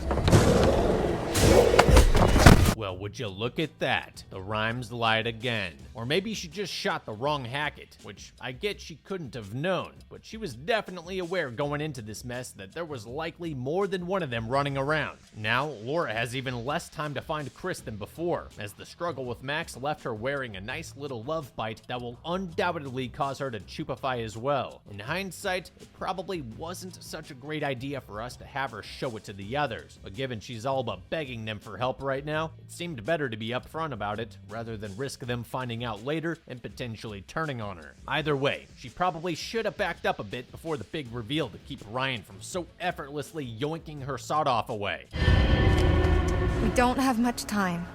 What's all this we stuff? As far as the others know, no one they care about was attacked by Chris. And as for Dylan, it seems to me he must have been bitten by the one Laura wasted out in the pool. After all, dude hasn't shown any of the same symptoms that Nick did before he went feral, so that must be the case. I mean, how else could you explain it? Its bite with which you're faced, cleave limb from torso with great haste. God. Well, whatever. We can't know for sure that's what actually saved him, alright? The poem didn't state how fast the affected limb had to be removed. Either way, that's all in the past. What matters right now is that we have a known chupacabra attempting to lure us from her hiding place to join her on a wild goose chase. And to that I say, smoke this chick. If not for the fact that she could turn at any minute, then for what she did with the stolen police cruiser after arriving at the quarry. Turns out the moron dumped it in the lake because, and I quote, it was a stolen cop car. Oh, you're worried it might be used as evidence in your trial. Well, what about the still living sheriff you left back at the station who knows you attacked him? God, what did Max tear a chunk out of your brain too? Nah, screw this. Kill her, Ryan. Squeeze Trick and canoe this cretin right now. It's the only way for sure that you can stop her from doing anything dumber. People's lives are at stake. But no, Ryan doesn't blow her head off. In fact, he even gives the shotgun back and agrees to go with her. Not to help her kill Chris, mind you, but because he thinks he'll be able to prove to someone so insufferably stupid that he doesn't have anything to do with this. Oh, and if you think the insanity stops there, prepare to be amazed, because Ryan decides the others need to go back to the lodge to try and get the van running, so they can get somewhere safe. You know, like where they are right now. I mean, yeah, it's not the perfect hiding place, but this lame brain straight up asking them to go tromping through the dark, spooky campground full of monsters so they can all huddle around a busted up van for an indeterminate amount of time. Meanwhile, all any of them has to do to make it out of this nightmare is simply lie low until sunrise, when literally all of the danger will be gone. No way everyone could possibly be this dim. It's just not possible, okay? The government must have been testing some kind of IQ annihilator bomb in the area, and now the fallout's drifted over here. That has to be it. There's simply no other explanation. Okay, we now join Ryan and Laura as they make their way to Chris Hackett's family home, which is apparently just a short walk away from the camp. Oh, and in case you're wondering, it's not like they just figured that out by going through his office or something. Turns out Ryan knew exactly where it was this entire time, and yet the thought seemingly never crossed his mind that they should go and ask for help. Obviously, taking a midnight stroll through the woods to get there wouldn't have sounded like such a great idea once they knew about the monsters. But why in the hell wouldn't Ryan have brought this up back when he and Dylan were ever so casually walking out to the Radio Shack? What, did he not want to bother them or something? One of their friends just got savagely mauled out in the woods. For all they knew at the time, Chris or whoever could have loaded Nick up in a vehicle and sent back back help for the others once they got him to the hospital. At the very least, there might be another landline that they could have used. As for whether or not they would have actually made it without getting pounced on themselves, that's a completely different story. Although so far, Ryan and Laura haven't seen nor heard anything even remotely dangerous. Well, except for Laura herself, that is. Matter of fact, if I'm Ryan right now, there's no way in hell I'm letting this chick walk behind me. She can keep the shotgun if that's a deal breaker for her, but I'm staying a solid 5 yards back to give myself a good head start in case those goat cravings kick in.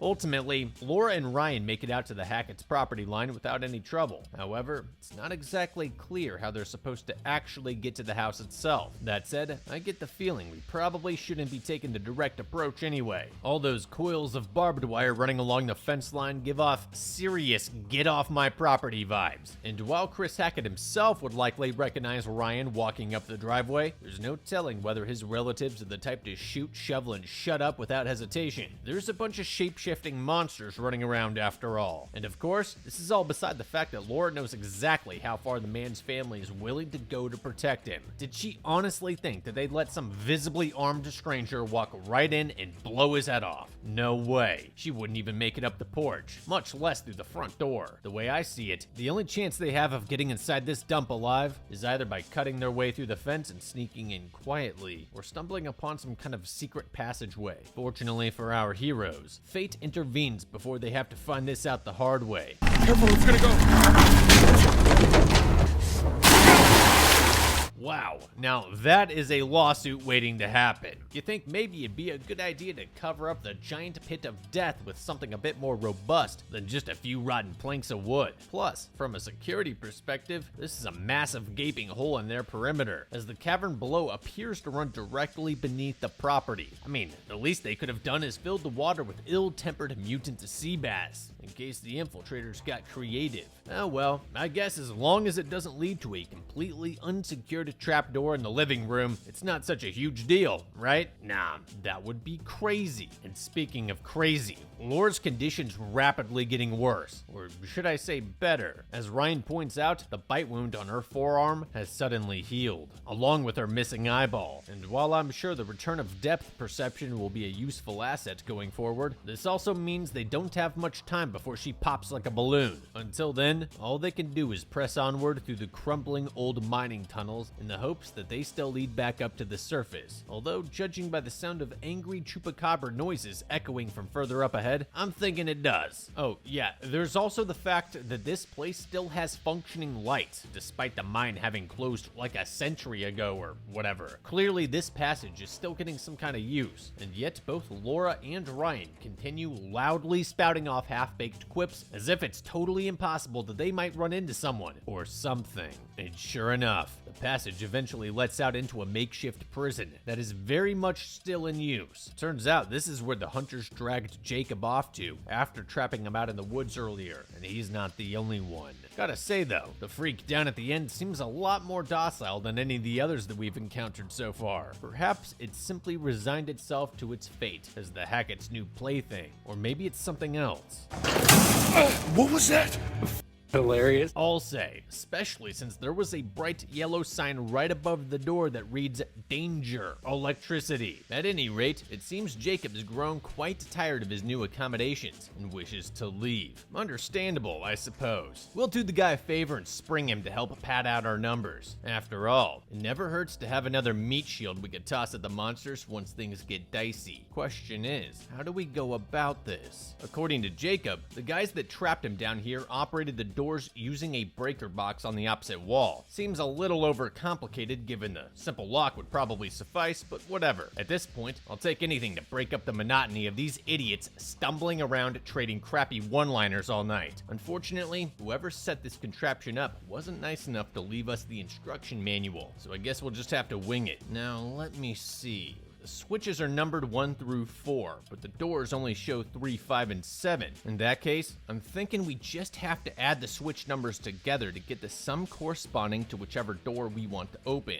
So 1 and 2 is 3. That opens the door next to Jacob, and 2 and 3 is 5. That sets him free. Boom. Simple as that. Okay, alright, full disclosure, we actually just started by pulling switches in numerical order to get the first one to open, and then we totally guessed on the second one. I'm not even joking here. That's exactly what happened. Got it on the first try too. As for Jacob, he's finally free to wander aimlessly through the tunnels until he either finds a way out or falls and breaks his neck. Either way, I highly doubt he's gonna wind up fixing the van at any point, so I guess that decision didn't matter either. You know, for a choose-your-own adventure game, this one really sucks at giving you actual choices that alter the plot in any meaningful way. Game Pass only for sure. Anyway, now that that's over, we can finally get on with our search for Chris, which brings us to an unsecured trapdoor leading up to the living room. Who could have seen that coming? By the sound of it, the sheriff somehow found a way out of the easily escapable situation Laura and Max left him in, and came crying home to Mama, who's currently in the process of tearing him a new one for failing to prevent her granddaughter Kaylee from catching a forever nap back at the pool. Sheesh. Now I see why the sheriff goes through so much trouble protecting the family secret. Goddamn lady's a tyrant. I'm not gonna play the audio here because I just don't feel like it, but I'm sure you can find it on YouTube somewhere if you're really that interested. It almost makes you feel sorry for the guy. You know who I definitely don't feel sorry for though? Laura. She's just so annoying and stupid. It leaves me completely unfazed whenever bad things happen to her, especially where they're 100% her own fault. Kind of like the way she makes a really loud noise while eavesdropping on the conversation, and then completely fails to react after the Hackett's above very obviously heard it. Ryan! Oh, great. And now she just compromised Ryan's position down in the tunnels by calling out to him. Obviously, the dude knows to run away after watching you get yoinked, you pillock. On second thought, our guy's not exactly the brightest crayon in the shed either, so there's probably a good chance he would have just stood there like a lemon asking her what was wrong. Alright, we'll put a pin in this one for now, since the game is clearly trying to create a sense of suspense by cutting back to the rest of these half-wits. What the writers failed to realize, however, is that you actually have to care about the characters in order to worry about what happens to them, so I'm honestly just fine with this. Turning back the clock a bit, we find the Three Stooges just as they arrive at the van, which strangely enough seems to be a rockin'. You know what that means. I wish. Nah, it turns out it was just air freshener, which probably would still sting like a if she got him in the eyes. I mean, at least Emma was smart enough to arm herself with something, although she's still apparently too dumb to think about locking the door. Sure, it probably wouldn't stop one of the Chupa thingies from ripping her out through the windshield, but why make it any easier for them? Well, that was fun. Guess now we can focus on getting the van started. After a brief look under the hood, Caitlin concludes that it's missing the rotor arm, which she of course knew this entire time because, once again, she was the person who first suggested its removal to Jacob back before this whole mess clacked off. In that case, all they need to do is find him and they can finally GTFO. That is assuming he still has it, and they don't all get themselves brutally killed in the process. Or, just hear me out here, let's just do what I said earlier and go hang out in the lodge until the sun comes up. Sure, we still might have to deal with the Hackett's crazy family, but at least we don't have to worry about getting violently torn to shreds by a Mexican folk monster. Besides, maybe Jacob will turn up by then and we can get the part from him without having to risk our lives for it. If the dude is still alive out there, it only makes sense that he would try to get back to the van, so that's probably our best chance of meeting up with him anyway. But no, Caitlin and company just have to take something as simple as this and to complicate it to the point of insanity. To that end, they decide to split up, which, as we know, is always a good idea in situations like these. Team A, consisting of Emma and Abby, will hunker down in the storm shelter and engage in pointless drama to the benefit of no one, whereas Team B, made up of Caitlin and Stumpy, will take their only weapon and hoof it on over to the nearby junkyard to maybe have a chance of finding a replacement rotor arm on one of the old vehicles there. Now, here's the best part. Before she left to go find Chris, Laura gave Abby one of the silver shells just in case she ran into Nick again. I'm not sure why she felt Abby would be at greater risk of encountering one of the creatures compared to everybody else, but that's beside the point. What makes this so hilarious is that Abby still has the silver shotgun shell, but she's missing a critical component to put it into use, namely a shotgun. Meanwhile, Caitlin has the double barrel Ryan was using earlier, but she doesn't have any ammunition capable of downing one of the monsters. Keep in mind, she was standing right there when Abby got the shell, so she absolutely knows about it. And since we've already established that Abby has no way of using it herself, why on earth wouldn't Caitlin simply ask to take it instead? Or alternatively, why not give the shotgun to Abby and send her out on the unalive mission? After all, she's already proven that she's not afraid to pull the trigger if push comes to shove, whereas Caitlin totally choked and lost control of her weapon the first chance she got. What do you bet she ends up losing this one too? Also, of all people to lend a hand, she picks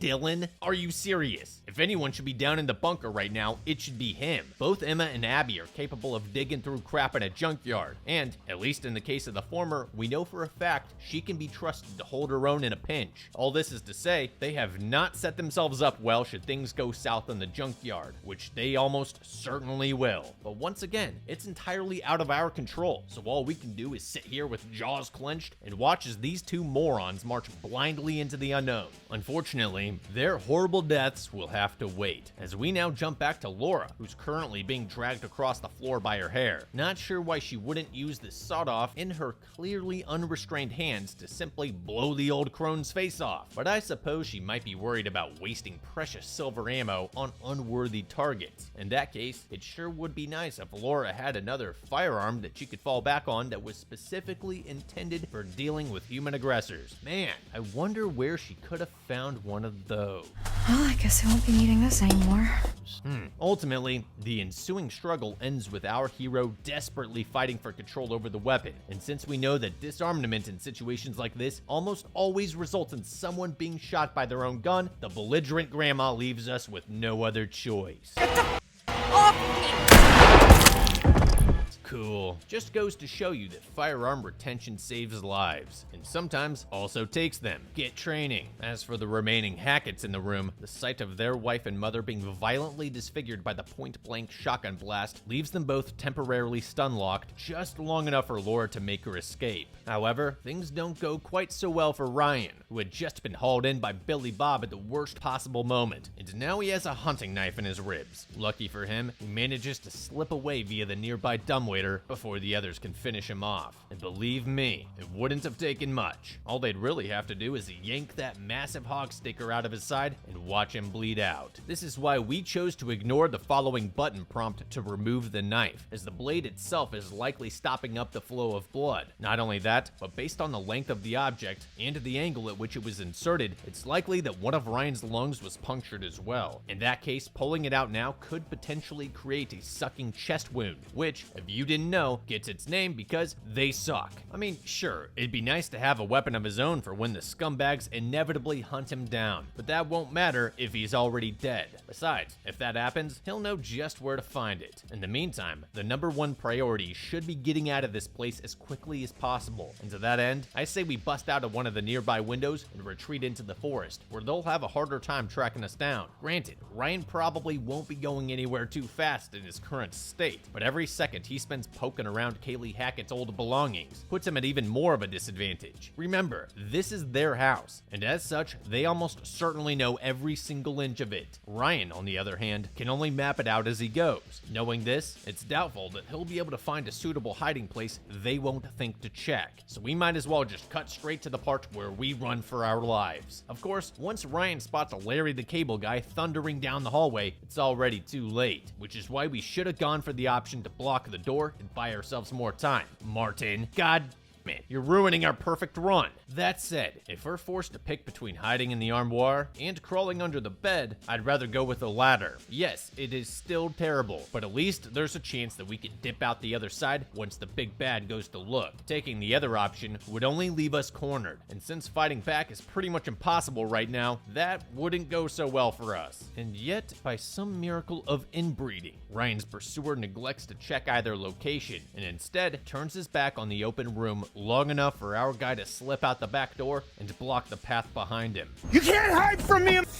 You're a Couldn't agree more. And yeah, apparently he can, which just goes to show that dumb bomb I mentioned earlier must have worked its way into the groundwater some time ago. Getting back to Laura, her fight through the Hackett home leads her upstairs, where, at least for the moment, there's no sign of the vengeful family. Now, given the urgency of her predicament, I can totally understand why she'd want to continue her search for Chris, but she needs to be careful. Blasting through doors with reckless abandon is a great way to stumble into an ambush, especially since they can probably hear her moving from several rooms away. Furthermore, Sheriff Hackett undoubtedly remembers her losing her eye, which means they have to know that she's been infected and will likely be running Silver to bring her down for good. With that in mind, we'll want to pick our battles carefully and definitely avoid squaring up on our attackers while all but daring them to shoot us in the head. We ain't playing games no more, little girl. Try me, mother. I ain't got enough silver to kill you, but I sure to hell can make you suffer. Bro, why would you tell her that? She doesn't know what dying feels like. Probably. If anything, he should have fanned that hog leg into her face and let the shock of it all keep her still while he waits on backup. Naturally, this results in Laura leveraging her enhanced Chupacabra strength to beat the living shit out of him. Only question is, do we take the W and make a run for it, or put the old man out of his misery? Yeah, sorry, Gramps. Had to be done. Last thing we need is this guy remembering the silver Derringer in his pocket and popping us in the back on our way out. Strangely enough, it seems his eldest son understands. I mean, don't get me wrong, the dude is clearly devastated. It even says so on the screen. Look, Travis is devastated. But instead of promptly mag-dumping the brat who just trimmed his family tree, he only attempts to reason with her as she quickly blows past him. Guess that well he was talking about earlier finally ran dry. Or something. Whatever his deal is, we'll have to sort it out later. Right now, Ryan's barely a step ahead of Big Bobby, and he's rapidly running out of house. What's more, it appears the knife in his chest has finally taken its toll, leaving him unable to maintain his half-baked E&E. Well, I guess this is where the sidewalk ends. All that's left to do now is lie back and wait for the sweet embrace of death to come and free him from this terrible game. Or perhaps there's another way. Ow! Really hurts, Dad! Wow. That was stupid. Also, Ryan should have ripped that blade out again and gone for the inner thighs. Had things gone the other way and given him a competent antagonist to deal with, Biggin would have simply stomped his lights out right then and there. After which, he'd probably be just fine. After all, look at how far Ryan made it while suffering from basically the same thing. Oh well, if it works, I guess. Our biggest concern at the moment is the fact that Ryan just uncorked himself. Best he can do right now is keep constant pressure on the wound to maybe die more slowly. I mean, it's either that or find the nearest helldiver and hit him up for stims, but yeah, that's probably not gonna happen. Fortunately, our friendly neighborhood Animorph picks this exact moment to drop in. Although by the looks of it, she's about 5 minutes away from crossing over. This might be why her first thought upon seeing Ryan's condition is to gnaw on his arm like a soup bone. That said, she's definitely onto something here. As Laura goes on to explain, all she has to do is infect him with the curse, and his body will heal itself almost immediately. And frankly, I can't think of a problem with this, other than the issue of adding another monster to the mix, that is. So yeah, sounds like a good deal to me. How about you, Yudovich? Would you make that deal? I'd make that deal. I don't blame you. Good deal. Well, then it's settled. Of course, now we'd definitely better find Chris fast, or we'll have Choops from hell to breakfast. Then again, I suppose if he's nowhere to be found, we can always shoot Laura in the back and call it a night. Or, like I said before, accept the curse for what it is and go on to become unkillable mercenary commandos. I'm sure with all the money we'll make from toppling foreign governments, we could afford a pretty solid cage for whenever it's that time of the month. Alright, so before we launch into the gripping conclusion of the debacle, let's check back in at the scrapyard to see how Dylan and Caitlin are doing. Well, it seems they're still alive, so honestly, a lot worse than I'd hoped. Predictably, a quick search of the scrap heap turns up nothing, as it looks like most of the vehicles have already either been stripped for parts or destroyed. Eventually, however, they make their way to the Crushinator, where they find Max's old SUV still seemingly intact after 2 months. Seriously, destroy destroy evidence much? That thing should have been dust by the end of day one. Anyway, recalling his experience as a claw game expert, Dylan climbs into the crane and brings the vehicle back down to Earth. But before Caitlin could take a peek under the hood, the junkyard's motion-activated lights signal the arrival of everyone's favorite folktale. With no time to hide, Caitlin's only real option is to crawl inside the cab while Dylan hoists her out of reach. But as we all know, El Chupacabra's vertical leap is unmatched among cryptids. After all, goats are excellent climbers, making this adaptation absolutely critical to the pursuit of fleeing prey. Unfortunately, this also gives them an edge over industrial equipment, leaving Caitlin completely helpless as the beast furiously attempts to claw its way in. At this point, we're forced to choose between slamming the car down and likely killing her in the process, or sounding the crane's horn in the hopes that it'll have the same effect as the PA back in the Radio Shack. God, that's a tough one. Gotta go with option B though. I mean, there has to be some kind of achievement for keeping the counselors alive, right? Thankfully, the horn does its job, buying Caitlin just enough time to jump onto some old tires. However, now they have a new problem, or rather Dylan does. After scaling the crane arm over to the cab, the monster positions itself for a kill shot on the operator. But just as it's about to reach in and rip his bottom jaw off, Dylan clacks off a randomly placed blowtorch and sends the freak show packing. I'm not sure why he wouldn't just sound the horn again, although I do have to admit that looked a lot cooler. Still, it's not over yet, as for some reason, Caitlin never thought to get off her, allowing the big bad to close in for one last shot at a midnight snack. Lucky for her, there's about 4,000 pounds of plot convenience dangling just overhead, and you know what that means.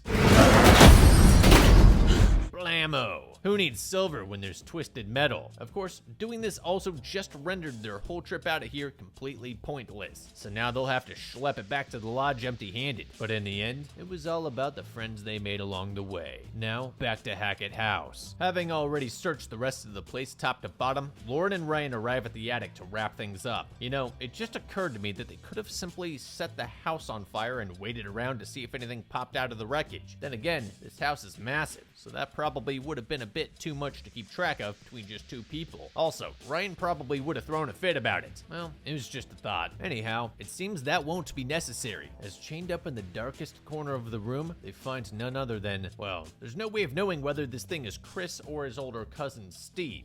Better to just shoot now and figure it out later. Oh, except we can't, as somehow, some way, Laura lost track of the shotgun after wasting the old lady. Now, I actually went back to that scene and watched through it a few times, and from what I can tell, the thing just disappeared. I don't know whether we're meant to believe she dropped it from the shock of dishing out a facelift, or if it simply phased out of existence. All that matters is that it's not here now, and that is really bad news for our protagonists, because apparently whoever rigged those chains up never thought Chris would pull on them with any amount of strength. Just as we're about to find out whether these things can kill each other, the attic floor gives out underneath them, sending all three toppling down directly on top of Bobby below. Luckily, it seems Sheriff Hackett must have dove into the warp at some point and ripped the silver sawed-off straight from Nurgle's rotting hands. Although, despite the fact that there's nothing stopping his curse-ridden older brother from tearing him apart as well, he's seemingly more concerned about holding Laura at gunpoint than taking down the actual monster currently in the process of eviscerating his younger brother. But wait, it gets worse. At long last, Laura's infections finally reached critical mass. Just like Nick and Max before her, she suddenly bursts into Chupacabra form and immediately knocks the gun from Hackett's hands. Keep in mind, he easily could have smoked her and Chris at any point leading up to this moment, and everything would have been fine. Well, maybe not fine, but a lot better. As for Ryan, he's currently the only hope for Team Good Guy, and while a part of him is likely still holding out for a way to save his friend and former mentor, it's clear that there's no way forward that doesn't involve his death. Looks like summer's over, Chris.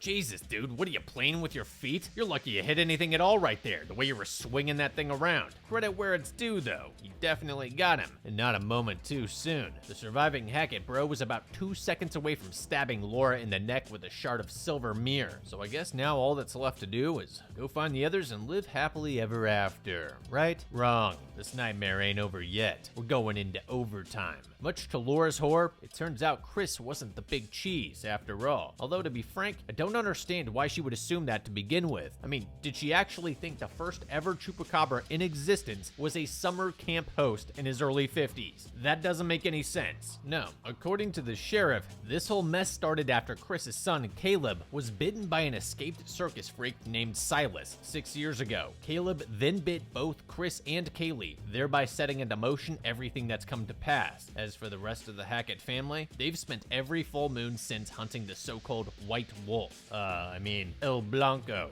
Try and bring an end to this nightmare, but they haven't seen hide nor hair of him ever since. Fortunately, there's someone here who has. Upon hearing Silas's colorful pseudonym, Ryan immediately recalls seeing such a creature during his encounter at the Radio Shack. I'm not exactly sure how he's so certain about this given how dark it was, but the mere possibility of it is enough to give the sheriff a raging clue. Where would we even find him? I know exactly where to find him. Whoa. You what? Hang on. So I get they thought Silas left the area altogether after the initial incident, and have pretty much been just going through the motions every month in the hopes that he'd one day return. But if they knew exactly where he'd show up when that eventually happened, then why in the hell wouldn't these idiots be staking out that same spot literally every time? Holy hell, it's just one night a month. Plus, as long as they kept at least a single shooter trained on the target location, they could still divide their numbers up to patrol the surrounding area. And you know what else? They wouldn't even have to go out in person every time. They could have just taken some of those surveillance cameras feeding back to Chris's office and put them around this specific spot to monitor it remotely. Oh, but maybe it's like super far away. Well, guess what? There's trail cameras you can buy for just a few $100 that'll transmit live footage via cellular. And even if the reception in the area is too poor for that to work, they had 6 years. In that much time, they could have easily set up some kind of mesh network or even just some really long cables or something. And you know how I know that they haven't tried something like this? Because the dude just acknowledged the fact that Silas must have shown up months ago. Meaning that if they had, he would be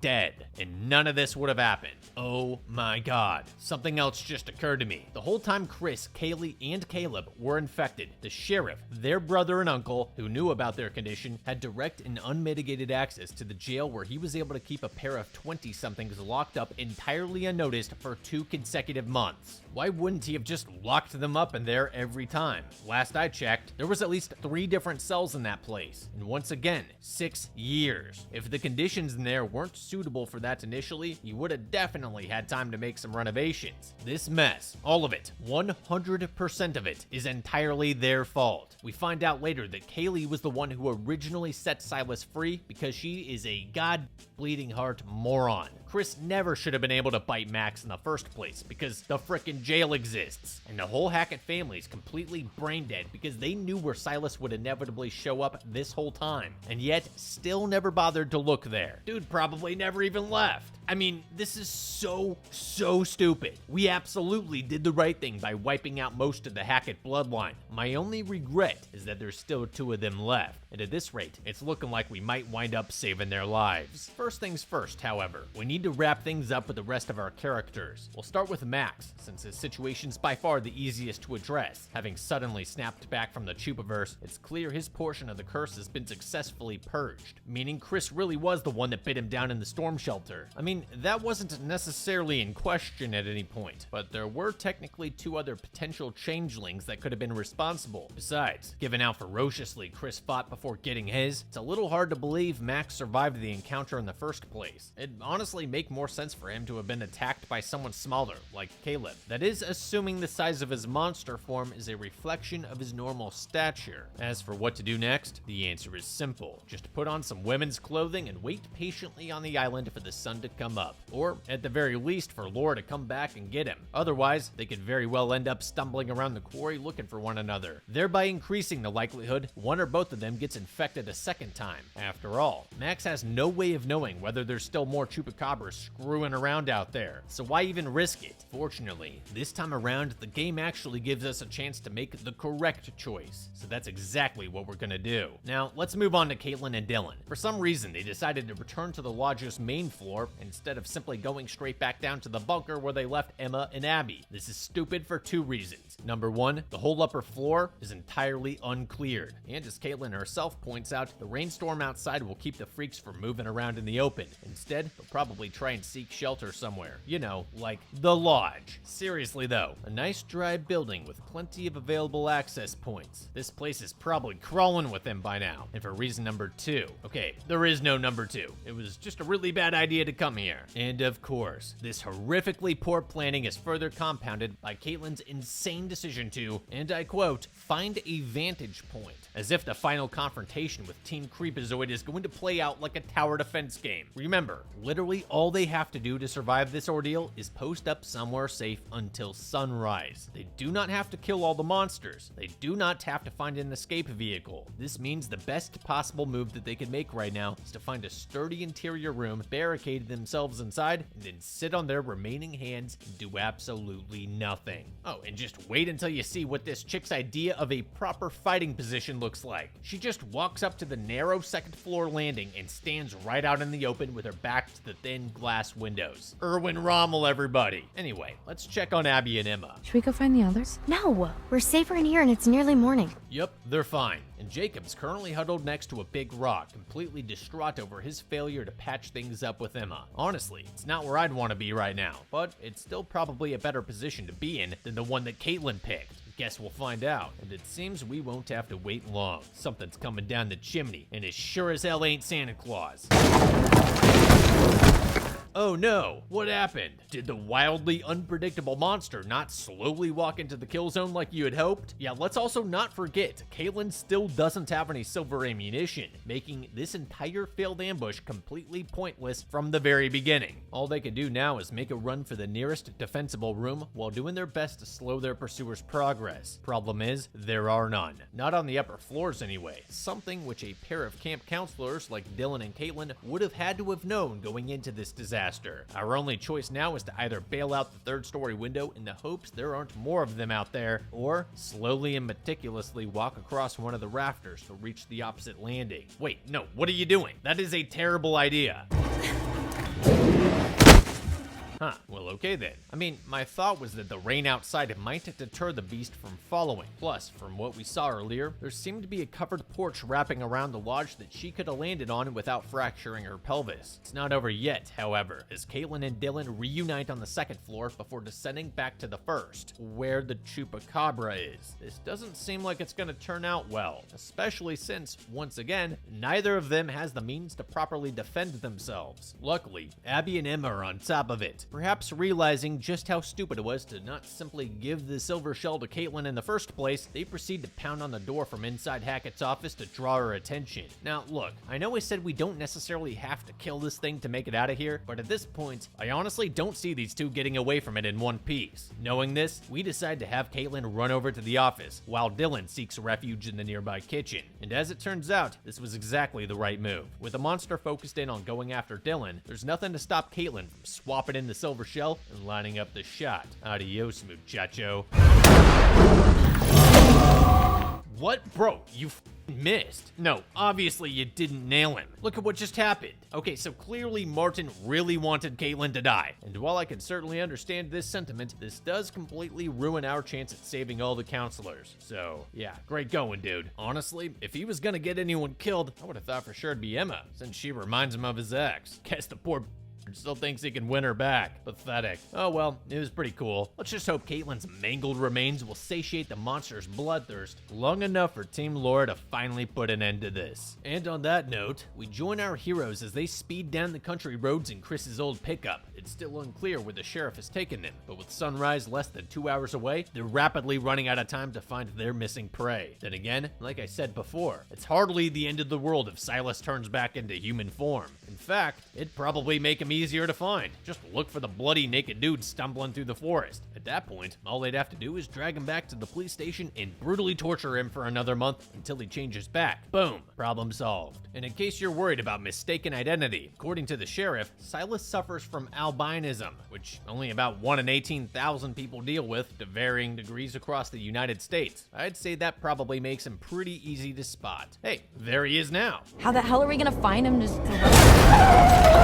You were saying? Oh well, stupid SOB just made his last mistake. All it takes is Laura jerking the e-brake and suddenly we've got him right where we want him. And yet, in one final act of unbridled stupidity, our heroes decide they need to run him over too. Something which everyone in this car knows for certain will not kill him. Seriously though, all they had to do was roll the window down, lean out, and splatter his brains across the asphalt. Not very sporting, I guess, but you know what? The game warden can write me a ticket. I'm done with this crap. But no, now we have to go in after him, and with only enough blood to hide one person's scent, I can only imagine this means someone else is going to get got. Awesome. Well, whatever. We'll give it to Laura since she's our shooter, and as such, should be walking out in front. Also, it's worth mentioning that this is the exact location where she and Max ran off the road the night their lives would change forever, which means the sheriff actually did come out here after all, although clearly he didn't look very hard. How do I know this? Well, because they find Silas sleeping in the burned out remains of his old circus cage, probably not more than 100 yards off the road. And while Hackett insists he didn't know any of this was out here, I highly doubt it, because he seems to know pretty much everything else about what went down. So at any rate, here he is, the great white chupacabra. Question is, does Laura have what it takes to pull the trigger? Yep, she does. And with that, the curse of Hackett's Quarry has finally been lifted. Well, maybe. The game sort of implies that Silas wasn't actually the first, which only makes sense for the same reason Chris couldn't have been either. Honestly though, I just don't care. In the end, I think we did pretty well. We managed to keep all but one of the camp counselors alive, and while Caitlin's death was regrettable, it did technically allow us to save Caleb Hackett's life as well. So at least the sheriff still has a small fragment of his family left to hold on to. Furthermore, we also came up with plenty of strategies that I firmly believe would have kept everyone out of harm's way from the very beginning. And for that reason, I think the Quarry was beaten. Moral of the story, avoid circus folk at all costs. We've had a lot of movies come up as suggestions in the comments over the years. We want to try and gauge the appetite for certain movies, so go to the link in the description and feel free to suggest or vote on movies that you'd like us to cover. We'll try to review these every week, in addition to our own picks, to create the content that you guys want to see more of.